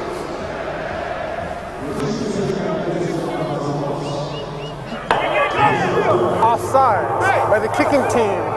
5-yard penalty, will re-kick. That is the kind of penalty that makes me glad I'm not a head coach. And Galen Hall's looking at putting the game away right there. He knows it. Somebody has jumped offside. There's confirmation of the scoring drive. Darren Pointer, a 49-yard touchdown in game 1, a 42-yarder here that may have won the game for the Fire. But if they'd held on to that turnover, it could have been over. Still 8.5 minutes to play, so there's lots of time to play. But it's a dumb penalty, that one. That frustrates you. Totally unnecessary. Arden Krzyzewski may yet have the last laugh on the team that cut him on Tuesday. And this is the Scottish Claymores that we've seen all through the season. Very, very good play. Consistency completely lacking, and then all of a sudden falling apart. Turnovers taking them apart. They had it in the bag at 20-3, and even at 20-6, they were looking to put it on ice. And all 3 turnovers for the Claymores, second half. How big is that fumble from Marcus Thomas at the 10? Krzyzewski gets it underway. Another low kick that's fielded at the 30. Safe pair of hands this time from Ben Torriero, the former Glasgow Lion, who ploughs close to midfield. Torriero was saying to me before the game, I want to get hold of the ball, and that's his 3rd kick return on the year. But this is the touchdown that has hurt them. Now watch what Pointer on the bottom of your screen does to Jay Williams. In and out, Williams turns the wrong way. He's beaten all the way. And even though the ball's underthrown, Pointer can run under it. And we said Andy Kelly stood in the pocket well. You see, he slips, but he stands in knowing the rush is there. And Jeffcoat knocks him over, but it's after he's gotten rid of the ball. And Pointer's got it for the touchdown. But we said it was a dumb penalty for the Fire, and instead of having the ball inside the Scottish Claymores 30-yard line, the Claymores have it at their own 48. That's a big swing right there. And not to keep making the point too much, but that's the same spot that they gave up the 4th and inches on. That's right. What a difference that could have made. Rhine Fire, 13 penalties, comfortably confirming their status as the most penalised team in the World League tonight. Well, we haven't seen much of the Rhine Fire or the Scottish Claymores passing game in this game. They've established a ground game, but now that they're behind, you've got the feeling De Graafenried is going to have to be more of a factor. And you wonder sometimes too, they're always checking on the receivers and checking what they want to do. You don't get the sense everybody's on the same page in terms of the passing game. They haven't thrown, as we saw, they haven't had a passing yard yet in this half. There, once again, the turnover story, all 3 in the second half.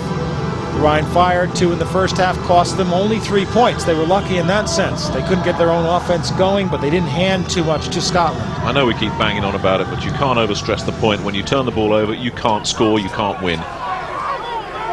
Scotland feeling the heat in the second half. first down. What an important drive this is. They stay on the ground. Saran Stacey gets tough, aggressive yardage, 4 or 5 yards up the middle. He's proved himself an effective running back tonight, Saran Stacey. Over 100 yards now. Terry Crews on the stop, but Stacey has done the lion's share of the groundwork. And as long as their line is firing out like that, they can move the ball right down the field. Again, makes you wonder why they didn't take that 4th and inches. Stacey's numbers getting pretty big. That's Ralph Dawkins kind of numbers right there. And that fella does not deserve to be on a losing team. Stacey gets the call once again, tries to get behind his blockers and cuts back inside. Smart play because there was nowhere to go, and he changed direction and will pick up another 3 or 4 yards. Carl Dunbar and Nick Marfler were waiting to meet him. It looks like it'd be 4th and a short 2 or long 1. 3rd and a short 2 or long 1, sorry. But here on 4th down, you think if they get nothing here on the 3rd down, this is a 4th down they have to go for. The clock running, 7:20 left. No question. Over 200 yards team rushing for the Claymores, and they're doing it on the ground. Once again, it's on the ground. First down yardage. The stop coming in from Don Stowers and Matt Gay, number 40. And Stacey again going through. He's hanging on to the ball. He's getting the yardage. You know, with numbers like that, 200 yards rushing, you shouldn't have a team losing if they're getting over 200 yards on the ground. Exactly. You're controlling the ball, you're moving it. Turnovers just kill you.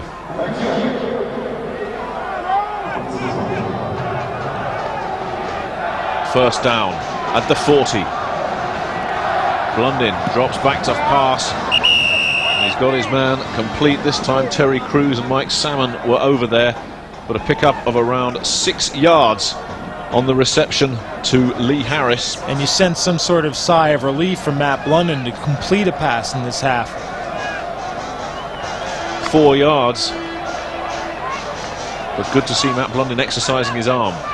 He needs to. Got to keep that defense honest. If you run too much, they'll stop you eventually. Here they go, back to what they do best. Stacey runs it, or Marcus Thomas runs into his own blocker and will lose around 3 yards. Joe Soimalo and Nick Marfler, along with Don Stowers, in on the stop. But Thomas just ran into Saran Stacey. And Stowers and Stacey collided, and Stowers, you see him getting up slowly. There was some hit there, but Stacey bounced backwards and into Thomas, which is what broke up that play. 2 number 27s colliding with each other. And in the long haul, it was the Rhine Fire that came off better. A loss of around 3 yards on the play. Been a tough night's work for Saran Stacey. Blundin drops back to pass on 3rd down. Incomplete. Flag comes in late. He thought about it. I thought the call was there. The official had to think about it for a second, but... And you know what actually caused it was the way Vaughn Bryant backed up and took his hands off, because he knew he'd made some contact, but he probably would have gotten away with it. Yet another penalty against the Rhine Fire. And another one that hurts them. And you'll get a good look at it here. The Graffenried comes down. It's a first down pattern. Just comes over the mark, and there's the contact. 15-yard So the call's good. We see see how he's doing. Oh no, I didn't touch him. He knows that he did. But he could have gotten away with it if he hadn't looked at the referee. And it's a 15-yarder. That hurts. Well, the Claymores have done their best to give it up on turnovers. The Fire are doing their best to give it up on penalties. 14 for 113. That's monstrous. Dreadful stat. Little dump off, little swing pass to Saran Stacey, who cuts inside, has to hang on to the ball and does. Is eventually brought down by Jason Atkinson. But Stacey must be close to 200 yards all-purpose. And that line does such a good job of getting out on these swings and screens. Hisham Ismail was way out ahead of Stacey, gave him a nice block leading him through. You see the intensity in Stacey's face there, urging his teammates on. Less than 4:40 in the ball game. The Claymores, who dominated the first half, are down by 7, but they have the ball and they're knocking on the door. Stacey once again looking to turn the corner, should pick up first down yardage. Big collision. Mike Salmon came up with some help from Anthony Fieldings, but it's another first down for Saran Stacey. who should be the first man in the team shower tonight. He's earned that right.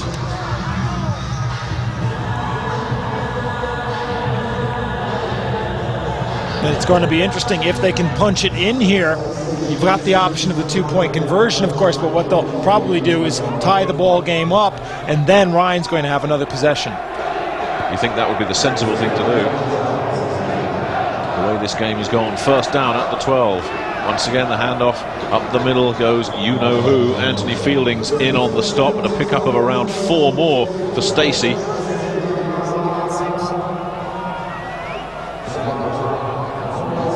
Saran Stacey has had a huge night. 171 yards on the ground. He's got some through the air as well. The rest of the team just 51, and with 220 yards rushing. Scotland really should have dominated this game and put it away by now.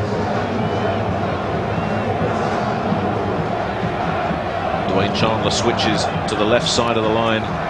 Stacey gets it once again, picks his way through some blockers and gets down to around the 5-yard line. That'll bring up a 3rd down and 3. Anthony Fielding's number 50 in on the stop, but Jim Kreiner knows only a touchdown will do here. You're in 2-play zone now, 3rd and 3, so you've got 2 plays to get it, but they're 2 very big plays for the Scottish Claymores.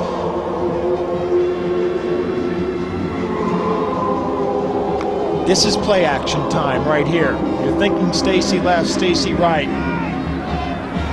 2 in the backfield. Chandler switches to the right side of the line. What a big play for the Claymores. It's a pitch back once again. Short of first down yardage. The Fire have held firm unless they get a very favourable spot. Carl Dunbar in on the stop. Terry Crews in there as well. And we called Terry Cruz's number a lot. He came up mighty fast from the linebacker spot to fill that hole. Because you're going to see there's some good blocking ahead of Stacey. Again, his lead blocker does the job. Thomas right there closes up, but Cruz fills the hole quickly. Good momentum. It's 4th and 2. This a huge play for the Claymores. Not only could this be the game, there's a 2-minute warning, so they will have time to think about it. The Claymores' season on the line. We'll see that 4th down play when we return after this. Sam used every wall in the house for backboard. He looks just like me anyway, so I think he got that from me. He can do that maneuvering and get by. I like to see Kenny when he steals it. He can steal a ball. 58 feet out. Swish. He makes me feel 10 feet tall just to talk about him. Kenny would get it. Guess he got it from his mother. People don't do the gauntlet anymore. We are going to risk death a number of times on this trip. You're going to scream your guts out. You'll love it. Pump it hard! From the director of The Hand That Rocks the Cradle, Meryl Streep, Kevin Bacon. The River Wild. Playing this month on DirecTV. Not only is the ball game on the line for the Scottish Claymores, I think their season is on the line, because if they don't punch this one in, Mike, I don't see how they can come back from a loss here. The Claymores would have to beat Amsterdam in order to win the second half of the season, and then they'd still have to have some luck from the rest of the league. The numbers on 4th down are good, but this is from 2 yards out. A huge play for the Scottish Claymores. They give to Saran Stacey, who turns the corner, cuts inside, looks like he's got it, and more. Touchdown, Saran Stacey. They haven't officially signaled it yet. And Saran Stacey was not going to be denied on that one. They came up to meet him. He met the defenders, and he just kept his legs going, kept leaning until he could cross the line. Big touchdown for Scotland. Big play for Saran Stacey. They have to convert the extra point to tie it up with 1:53 left. What a gutsy play from the guy that's carried your offense. And Jim Kreiner coming onto the field. Are they thinking 2 here? I can't think of any other reason why they would call, unless they have a problem with the kicking team. Now here's the touchdown. And you see, when he meets the first tackler, he just keeps his legs driving and driving until he can fall forward. And he knows if he falls forward, he's going to fall into the end zone. Now, Lorenzo Graham, again, they're getting great blocks from their fellow backs, and he cuts inside. Salmon meets him, then Fieldings, but he keeps driving, and he knows where that goal line is, and he knows he's over it. Jim Kreiner needed that. They're going to go for the extra point. Now, if they were thinking fake and go for the 2, this wouldn't be the subtlest way of doing it. That would not. The kick is good. The Claymores can breathe a sigh of relief. It's 27-27, 1:53 left. We'll be back for the conclusion of the game after this. Pass. And then as the play unfolds, you follow it. If it's a running play, you go to the point of attack, knowing what we have to get done in order to make the play successful.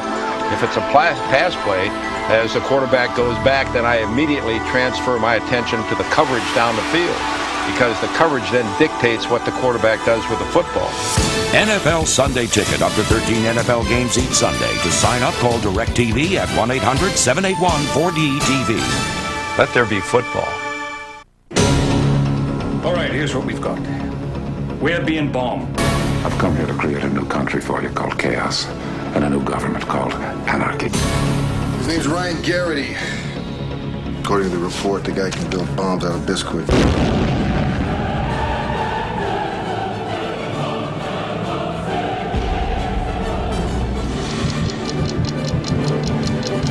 Blown away. Now playing on DirecTV.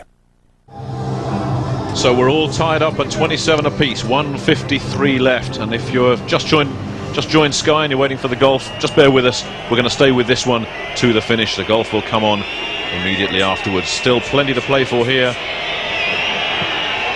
Connolly gets off the kick. Fielded inside his own 10 by Jeff Parker. Still time for Parker to do some damage, but he's nailed at around the 29-yard line. So the Fire, with 1:47 left, can still win it in regulation, but both these teams will now be thinking overtime, and those are the rules that apply. A coin toss to determine possession, and it'll be sudden death, but only after each team has had at least one possession. Means that both teams, if the first team comes down and scores before the other team has had a possession, they get a chance to tie. After that, all bets would be off. But the Fire won't be thinking overtime just yet. Kelly dumps it off. He's got his man once again.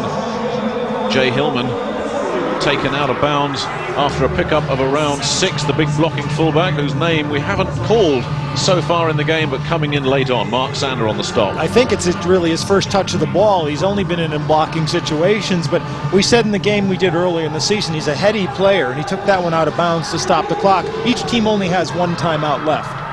And Hillman scored twice against the Claymores. First time around, another swing pass to Hillman. Was getting some extended action and it's tripped up there. Big play coming in from Jocelyn Borgella.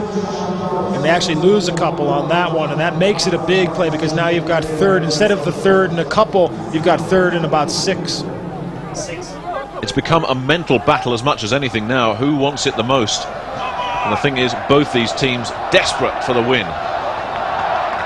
Both Jim Kreiner and Galen Hall know a defeat here could be a season ender. Ryan need the first down simply to avoid punting. Kelly gets pressure, gets the ball off. It should have been picked off. It could have been picked off. Kelly under intense pressure. That was not Troy a ball. Ridgely all over Kelly. It was not a ball he wanted to throw. And it should, as you're absolutely right, it should have been picked off. And now they've got to punt. Sander, good job on the pass coverage. Now they've got to punt from their own territory. They faked before on the punt, but it's a brave man who'd go for a fake here. No, they won't fake again. 35 seconds left. One timeout available to each team. Do you come after the punter here, or do you try and set up a punt return?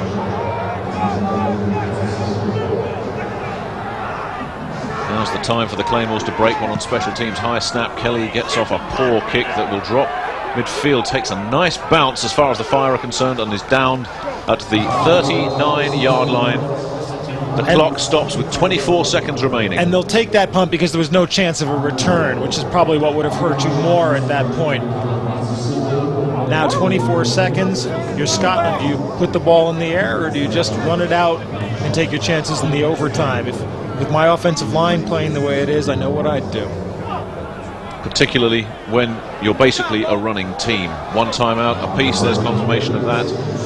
Scotland not happy when they're passing. They prefer to control the ball on the ground. You're in a situation where you've got 2 completions and a field goal if you can throw downfield, and they've got their 4 wideouts in. They've spread the play. Scott Cooper's in there, the Scottish player. And they've got a completion and a fumble, loose ball. They're ruling it, I think, incomplete, that he never had possession of it. But it was recovered by the Claymores anyway. Yeah. Greg Lane coming in and making a hit there. Hearts were jumping there. Weren't they just? Particularly Matt Blundin's. That takes 9 seconds off the clock. 15 seconds left. They've got to get it out of bounds. 2nd down and 10. It's time for Blundin to go deep. Well, we've had overtime in Barcelona. The visiting team there eventually winning. Amsterdam coming from behind to win. Are we going to have overtime here in Dusseldorf? It's looking very much that way. Blundin with time is flushed out, has to roll to his right and just throws it away, and the play clock down, or the game clock rather, down to 11 seconds. Now, an interesting one here, because you don't want to have to punt either in a situation like this. You've got one more play, and then if the clock stops, your chance to kick a field goal. Get ready, Sean, in case we get down here. Spread formation. They have 4 wide receivers out. The Claymores. The pressure comes. Blundin steps up into the pocket and fires and overthrows his receiver. Nothing doing there for Matt Blundin. So 6 seconds left and 4th down coming up. Scott Cooper, I think, the intended receiver there, number 81. Now, in this kind of situation, what you really want to do is just hold the ball and kick it out of bounds. Make sure that the 6 seconds goes off the clock. Have your punter take his time and then get the ball up in the air. You could do the same thing with a pass play if your quarterback's willing to run for about 4 seconds and then just air it out. Thank you. Sean Connolly will punt. This game has 6 seconds left before we go into OT. Connolly gets it off. The play clock stops. And that is a live ball. If the Claymores can recover this, which they do, but they've got to get it in the end zone. And they have. Which they do. And they Which have. They do. Is that going to stand? The officials are saying no. But surely there's some controversy there. If he was touched as he was down, that's all it would have taken. What drama right at the finish. It depends also, was the ball touched by the guy signaling the fair catch? Kicking team recovered the kick. However, they may not advance. Time expired on the play. The game is over. We will go into overtime. Just when the Claymores needed a big break, they didn't get it. Now, why are you fair catching? It is definitely a fumble right there.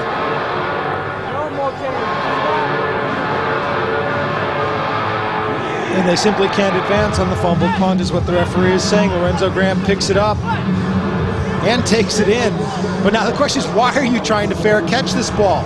If you fair catch it, you can't advance it anyway, so just let it fall. Nothing bad can happen to you if the ball just falls. You just leave the thing alone. But just think, 1 more second on the game clock and Scotland would have had a chip shot for a field goal. As it is, the Lorenzo Graham touchdown doesn't stand, and Jeff Parker can breathe again. So we go into overtime. It's not like the NFL where the first possession or the first score wins it. They'll have a coin toss, which could be crucial, but each team will get 1 possession. Let's listen in.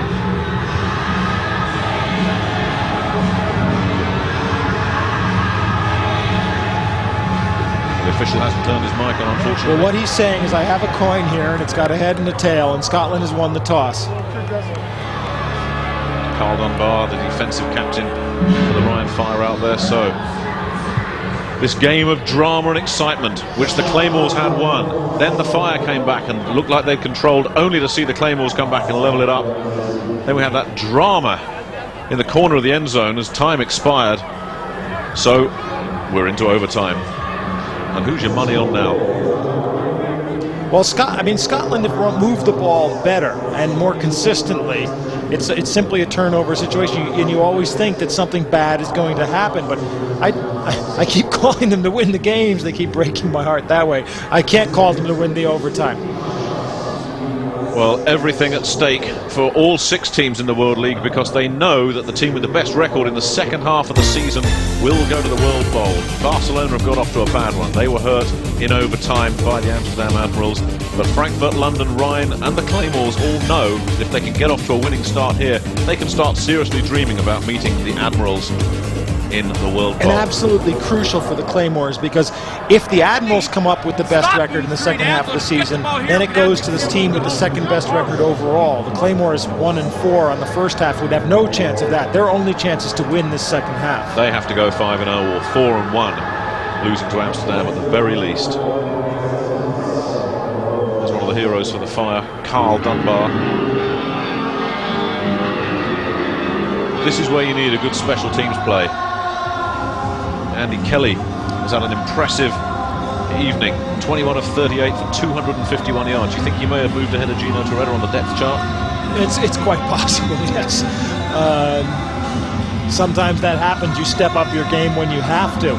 And funny too that the two best passes the two biggest plays Kelly's thrown are not necessarily the best passes you'll ever see. But they got the job done. Exactly. And part of it on the second one we saw was just standing in on the rush and getting the ball away to a receiver he knew was open. I think it's also worth saying a tie pretty useless to these two teams as well. They've got to go for the win.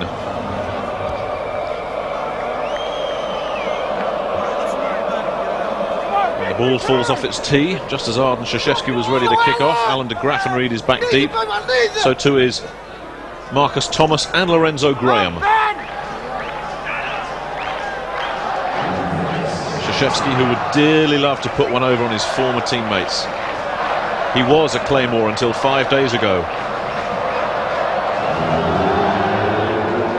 The kick on its way to de Graffenried, fielded at the 11. And he's got some blockers. De Graffenried looking to go for some outside speed. Doesn't fool the coverage of the Rhine Fire.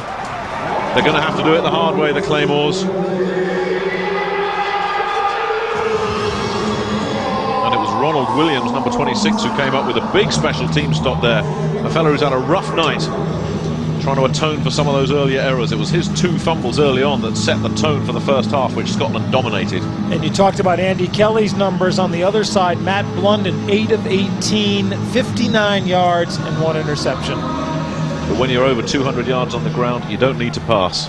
But what will they do here? Will they go upstairs or will they stick with the ground game? Stacey will have some phenomenal numbers when this one's totted up. They stay downstairs. Carl Dunbar and Anthony Fielding's on the stop. Stacey moves it 3 or 4 yards. And we've talked about fumbles and turnovers all game, but this is the time you don't fumble. And that was one of those saving grabs by Carl Dunbar, who may get himself out of the game, out of the play, but then gets back into it. And look at those numbers for Saran Stacey. He traded them all to be 1 point in the lead at the end of the game. I think that's a World League record for a single game. Eclipsing the record of Ralph Dawkins of the Admirals. They show blitz and trouble for the Claymores, and down for a loss of around 6 yards. Terry Crews on the stop, Don Stowers there as well. You can chalk off a few of those yards that Saran Stacey had. They came after them there. And sooner or later it was going to work by sending the guys who were going to catch them in a position where your blitzing linebackers or your stunting linebackers would be there when Stacey got the ball and came around. It's exactly what happened with Crews. Another huge play here for the Claymores. And now the long third down, which is exactly what the Claymores don't want. Because this is their possession. If they give it up here and punt it away, if the Rhine Fire get good field position, this one could be over. Three wide receivers. Blundin steps up, gets lots of time, and he's nailed. Carl Dunbar's got him. He's managed to dump it off. Another miracle play to Stacey, and Stacey stays on his feet but is short of first down yardage. Junior Tagoe was there, Carl Dunbar as well, but how did Blundin get that one off? And Blundin does a nice job of stepping up inside the rush. Now watch, he just steps up, keeps his composure, but there's no one to throw to, and he holds it on too long. But again, he breaks away and gets rid of the ball as he's going down. Stacey, there isn't a whole lot of space to run here.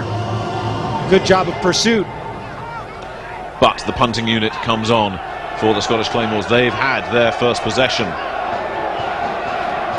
High snap, well fielded, and they managed to get it off. A high kick, fair catch called for, pressure coming, but safely taken at the 28. But there is a flag down. Jeff Parker's hands, no problems there, but a flag down. And a nice punt by Conley, who got good air on it, got it up really high.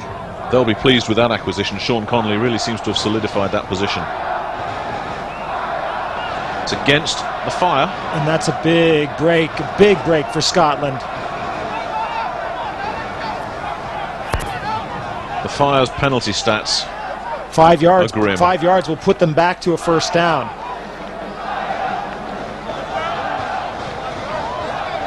So now it's Jim Criner's turn to get a break.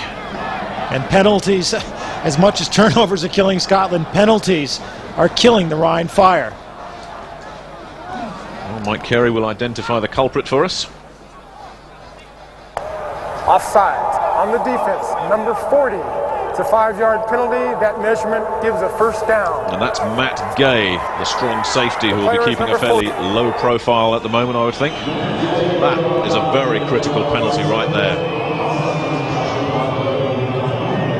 And Matt Gay on the left of your screen, you're going to see he's simply lined up offside. He doesn't move offside. He's just in the neutral zone before the ball's even snapped. So instead of stopping the Claymores and having the ball at around their own 35, the Claymores have kept the Rhine Fire offense off the field. They still have the ball. And a cut back inside, but again, not much doing. Junior Tagoe, number 99, who's really developed in the absence of Arthur Bussey, nailing Siran Stacey there. And Junior Tagoe played last year in the Canadian League for Las Vegas and was the MVP of the Holiday Bowl when he played the University of Hawaii. Is one of those hidden talents where they've been saying they've been waiting for him to burst up because he's had some good days and some bad days. He just hasn't been able to put it together. Well, with Arthur Bussey ejected early in the second half, Tagoe had to step up, and he has. Second down and 8. Pitch back, up the middle goes Marcus Thomas. They'll be well short of first down yardage, with the Claymores continuing to keep it on the ground.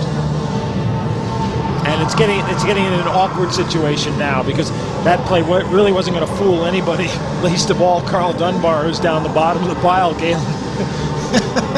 They said there'd be days like this in the World League, Galen. Well, this is one of those nights. The golf will follow here on Sky at the conclusion of this game, but at the moment we're in overtime.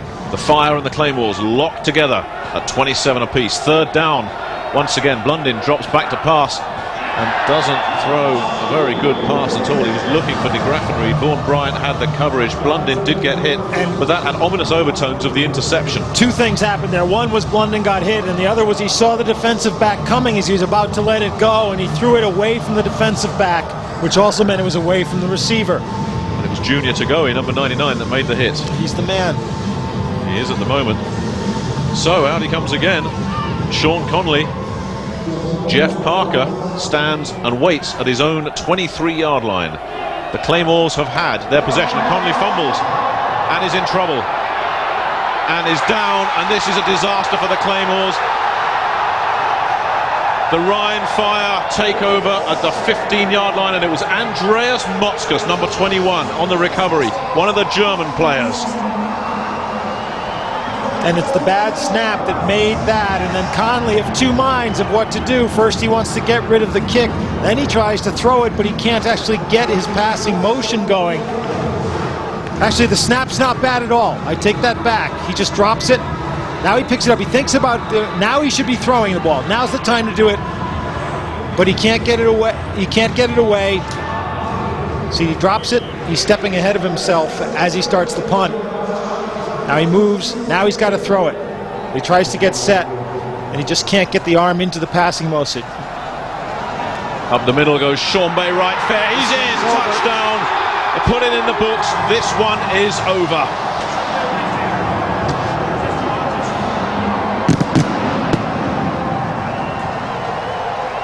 One offensive play was all it took for the Rhine Fire to complete a remarkable comeback. And Sean Bay right fair may have put the nail in the Scottish Claymore's coffin. And these fans love it, but what a game. A turnover too far for Scotland. Look at that. Ryan's line now is exploding, and right fair's just through everybody's arm tackling. They knock each other down. He's through for the touchdown, and that's the game. Unbelievable finish. What a night it's been. A night that started so well for the Claymores, who were in control early in the third quarter, but turnovers came back to hurt them. And it all goes back to Andy Kelly and the fake punt.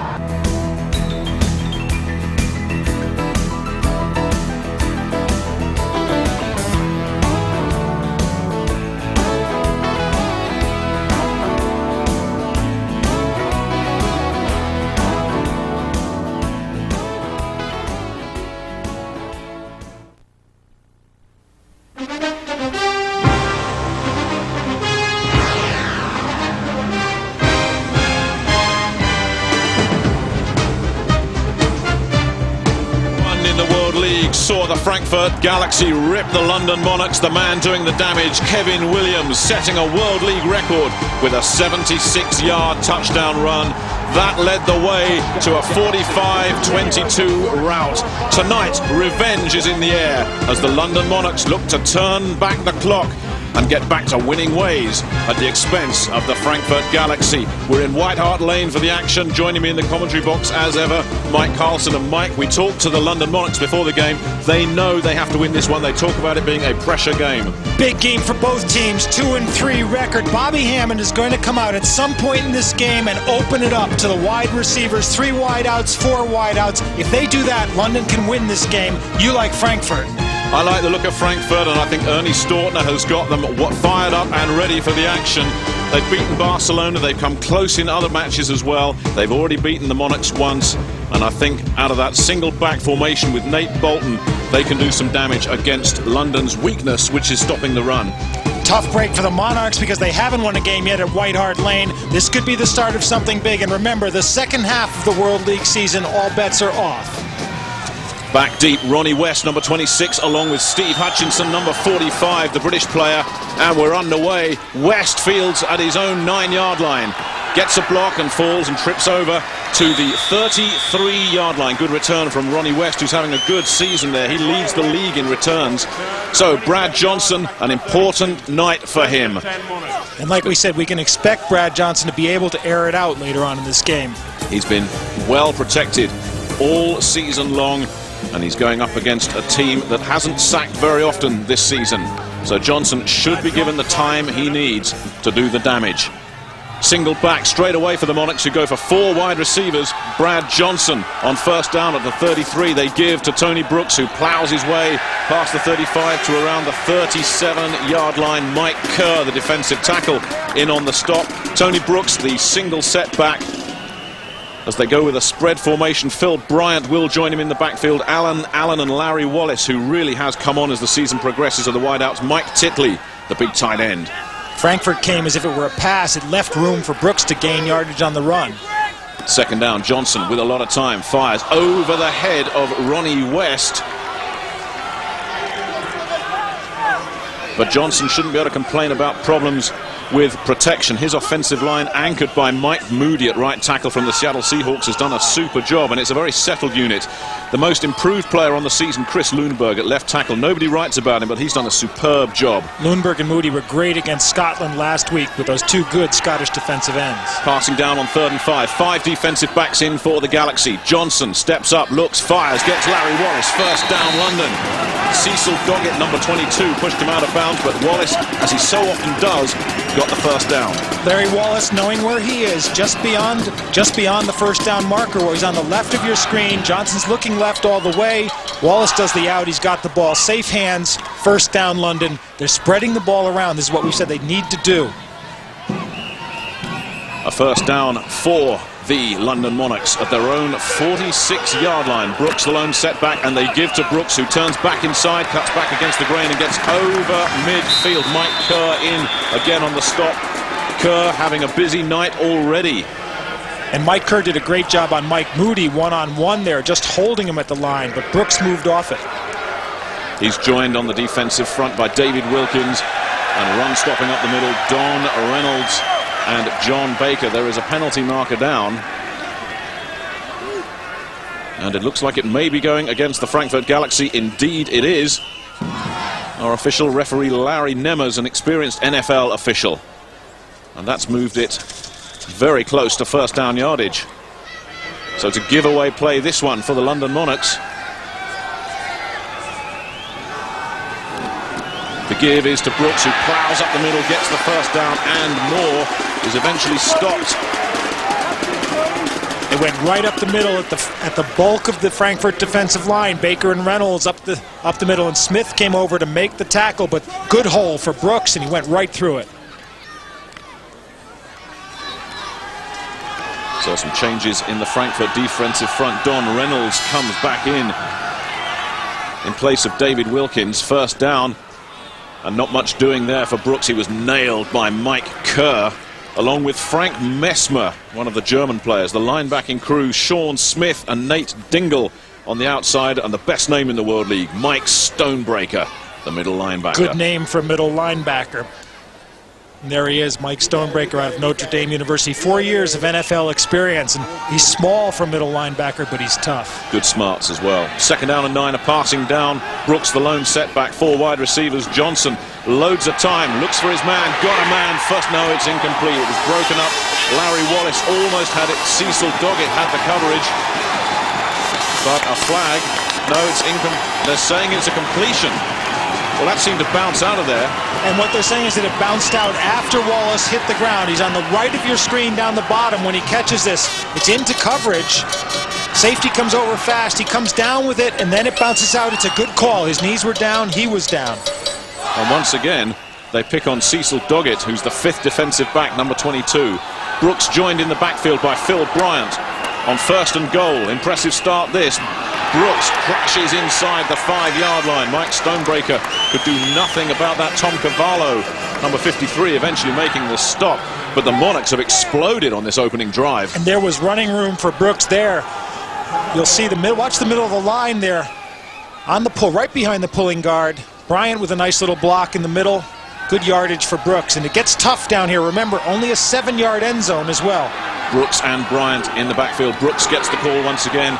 Gets a little bit closer, a couple more. Stonebreaker on top of the pile, stops Brooks.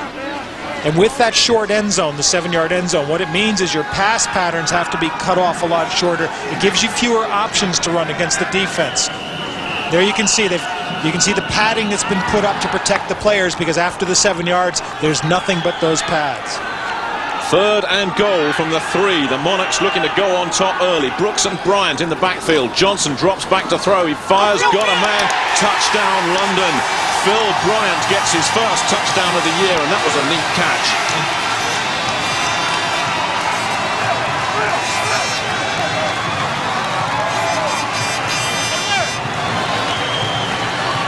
And do you think Phil Bryant was fired up about that one? A one-handed catch. The London Monarchs, when things weren't going their way, that ball wouldn't have been caught. This time, Bryant makes the catch, makes the turn in the end zone. Don Silvestri will attempt the extra point. What a start for the Monarchs. Don Silvestri, perfect on PAT's bad snap. And it was blocked. The snap was poor. And I wonder if they're saying it went through. It did go through. Silvestri just powered that through, because the snap was bad and Johnson barely had the ball upright, and Silvestri just powered it low. It got blocked and through.